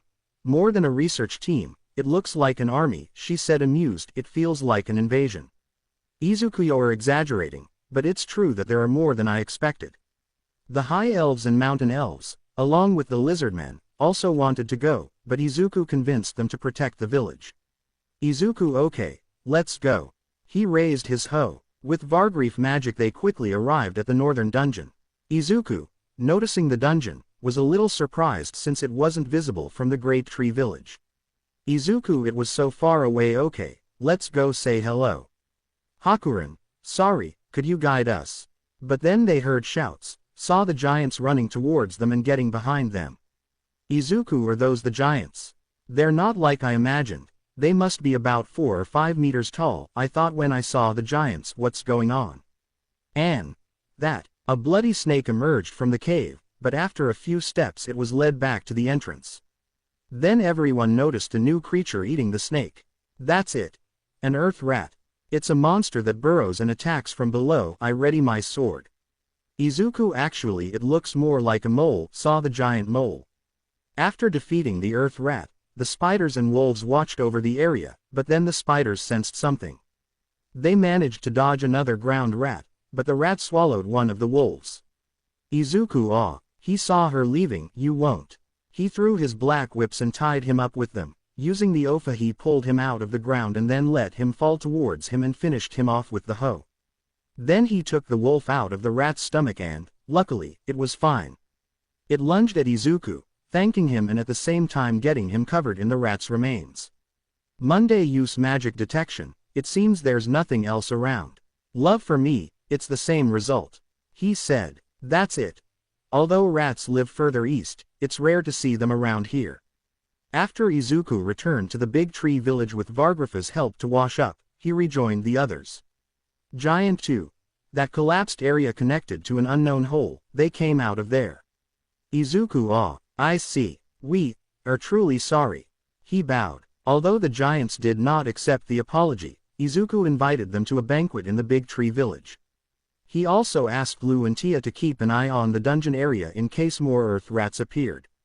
After locating the hot springs, Izuku cleared the path and made a way towards them. Grandma. Besides, I feel that way again. Kyabit. That's unfortunate. If he weren't Auntie's husband. Grandma. What if he wasn't there? Kyabit. I would of course confess my feelings to her. Grandma. What if he ignores that and confesses his feelings? Kyabit. It's a rule for angels that a husband is for a wife, you know. Since I'm the daughter of the chief of the angels, I can't break it. Grandma. That's unfortunate, she said, amused. Kyabit. That coincidence, could it be you? Grandma. I managed to make her appreciate me. Any questions? Asterisk. Kyabit. Didn't your aunt say anything? Grandma. She recommended me. Kyabit. Did your aunt do that? Grandma. Of course, the rules of the angels are important, but because of those rules, there haven't been any newborns. Kyabit. That's not a very attractive proposition, but let me think about it a little, since there are many more. Grandma. Fufufu, being the daughter of the boss of the angels sounds very problematic. Kyabit. That's true, but I personally think it would be better to wait until the mayor's son grows up. Grandmadia. If you're thinking of doing anything strange to young Alfred, I'll kill you. He said seriously. After 3 days, they finally found the hot springs, but they were too hot for anyone to enter. Izuku thought there might be magma nearby, but Tia said it was due to the properties of the rocks in the area, as they could store heat. If the hot springs received heat of 100 degrees, the rocks could retain that heat. So Izuku decided to connect the hot springs to a river. After asking the angels to look for a river and find it, Izuku began to work.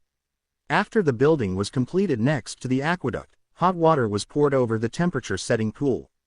Taking advantage of the stones, these were also used for a sauna. And finally they were able to use them. Nimari, Kyabit, and Grandmaria were in the sauna. Kyabit. See hot. Nimari. Are you okay? He looked at her and she nodded. Grandma. Good heavens, Kyabit.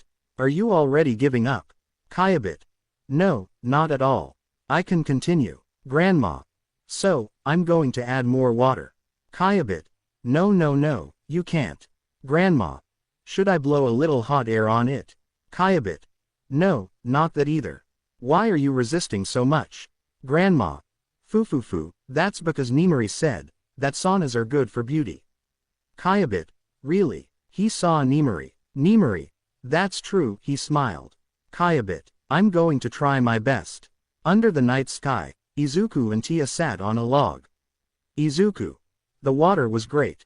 I feel like I can finally take it easy. Love. Of course, smiled. Izuku's sad face, he realized something, I suppose. This is the first time we've been alone outside. Love.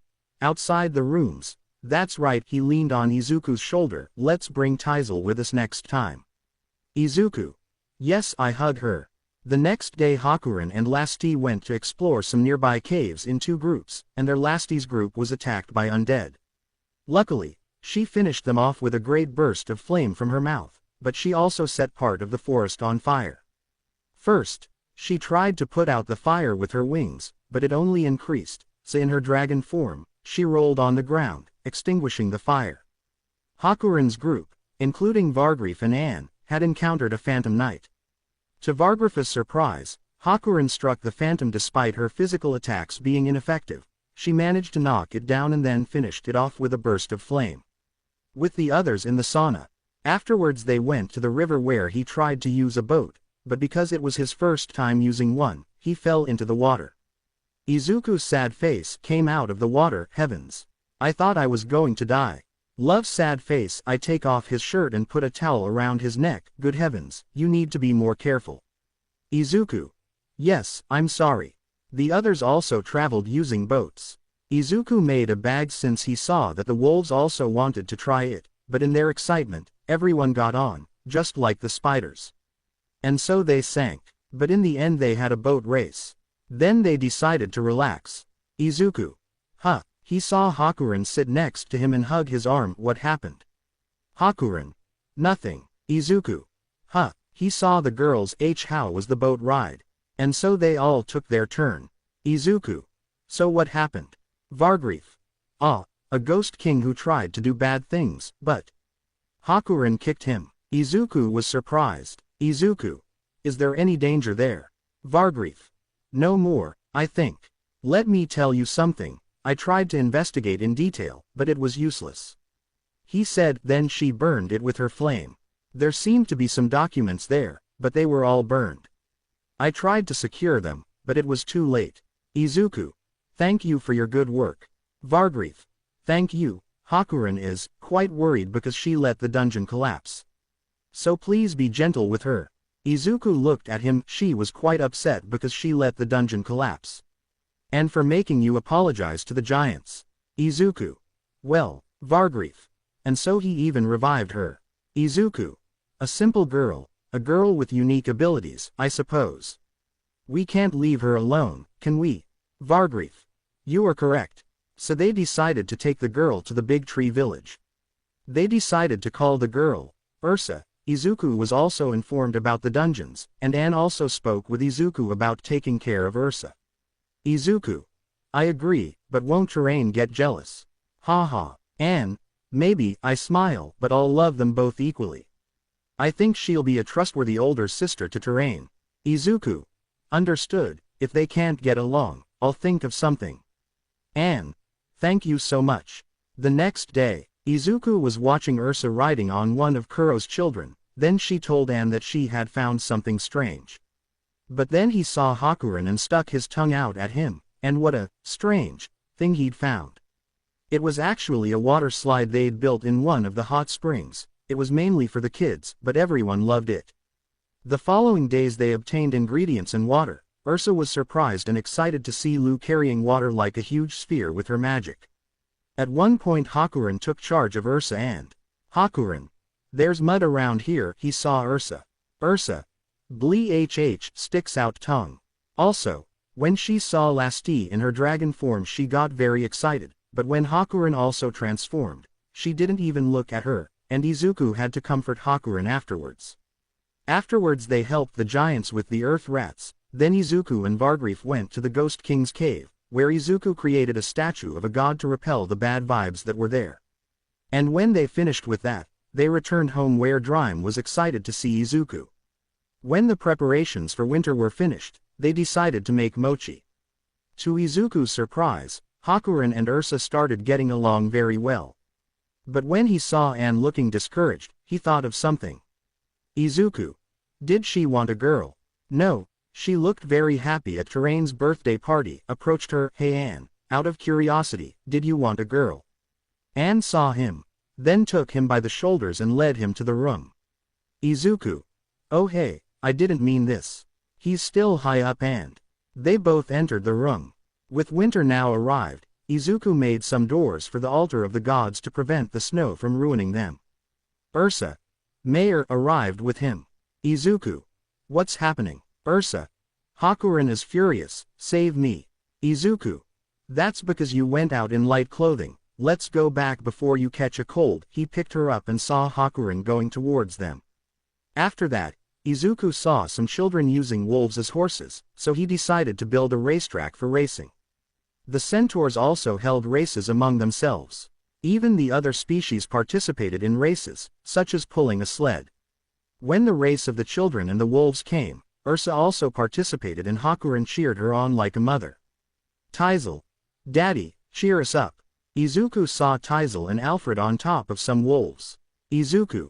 See, come on Taizel, Alfred. Bakugo. I imagine it was difficult to convince you. Izuku. They forced me. She saw her aunt and then encouraged her children. Ink. You have to let them grow, hehe. The winner was a beast boy. Ursa came in 3rd place while Alfred and Taizel came in 7th and 8th. Night had fallen. Izuku was lying in his room until he saw Nimari enter. Izuku. What's happening? Nimari. I'm a little cold, so I came to sleep together. Smiles. Does that bother you? Izuku. No, of course not. She lay down next to him. Nimari. So, what was it like watching your children compete? She watched him while covering herself with the sheets. Izuku. Well, I must admit I didn't want them to get hurt, but it was exciting to watch them compete. Nimari. I'm glad. She smiled. By the way, I'm pregnant. Izuku saw her. Good night. He fell asleep. The next afternoon a party was held to celebrate Namori's pregnancy. I hope you guys enjoyed this video and make sure to like and please hype this video. Now we will see you in the next video.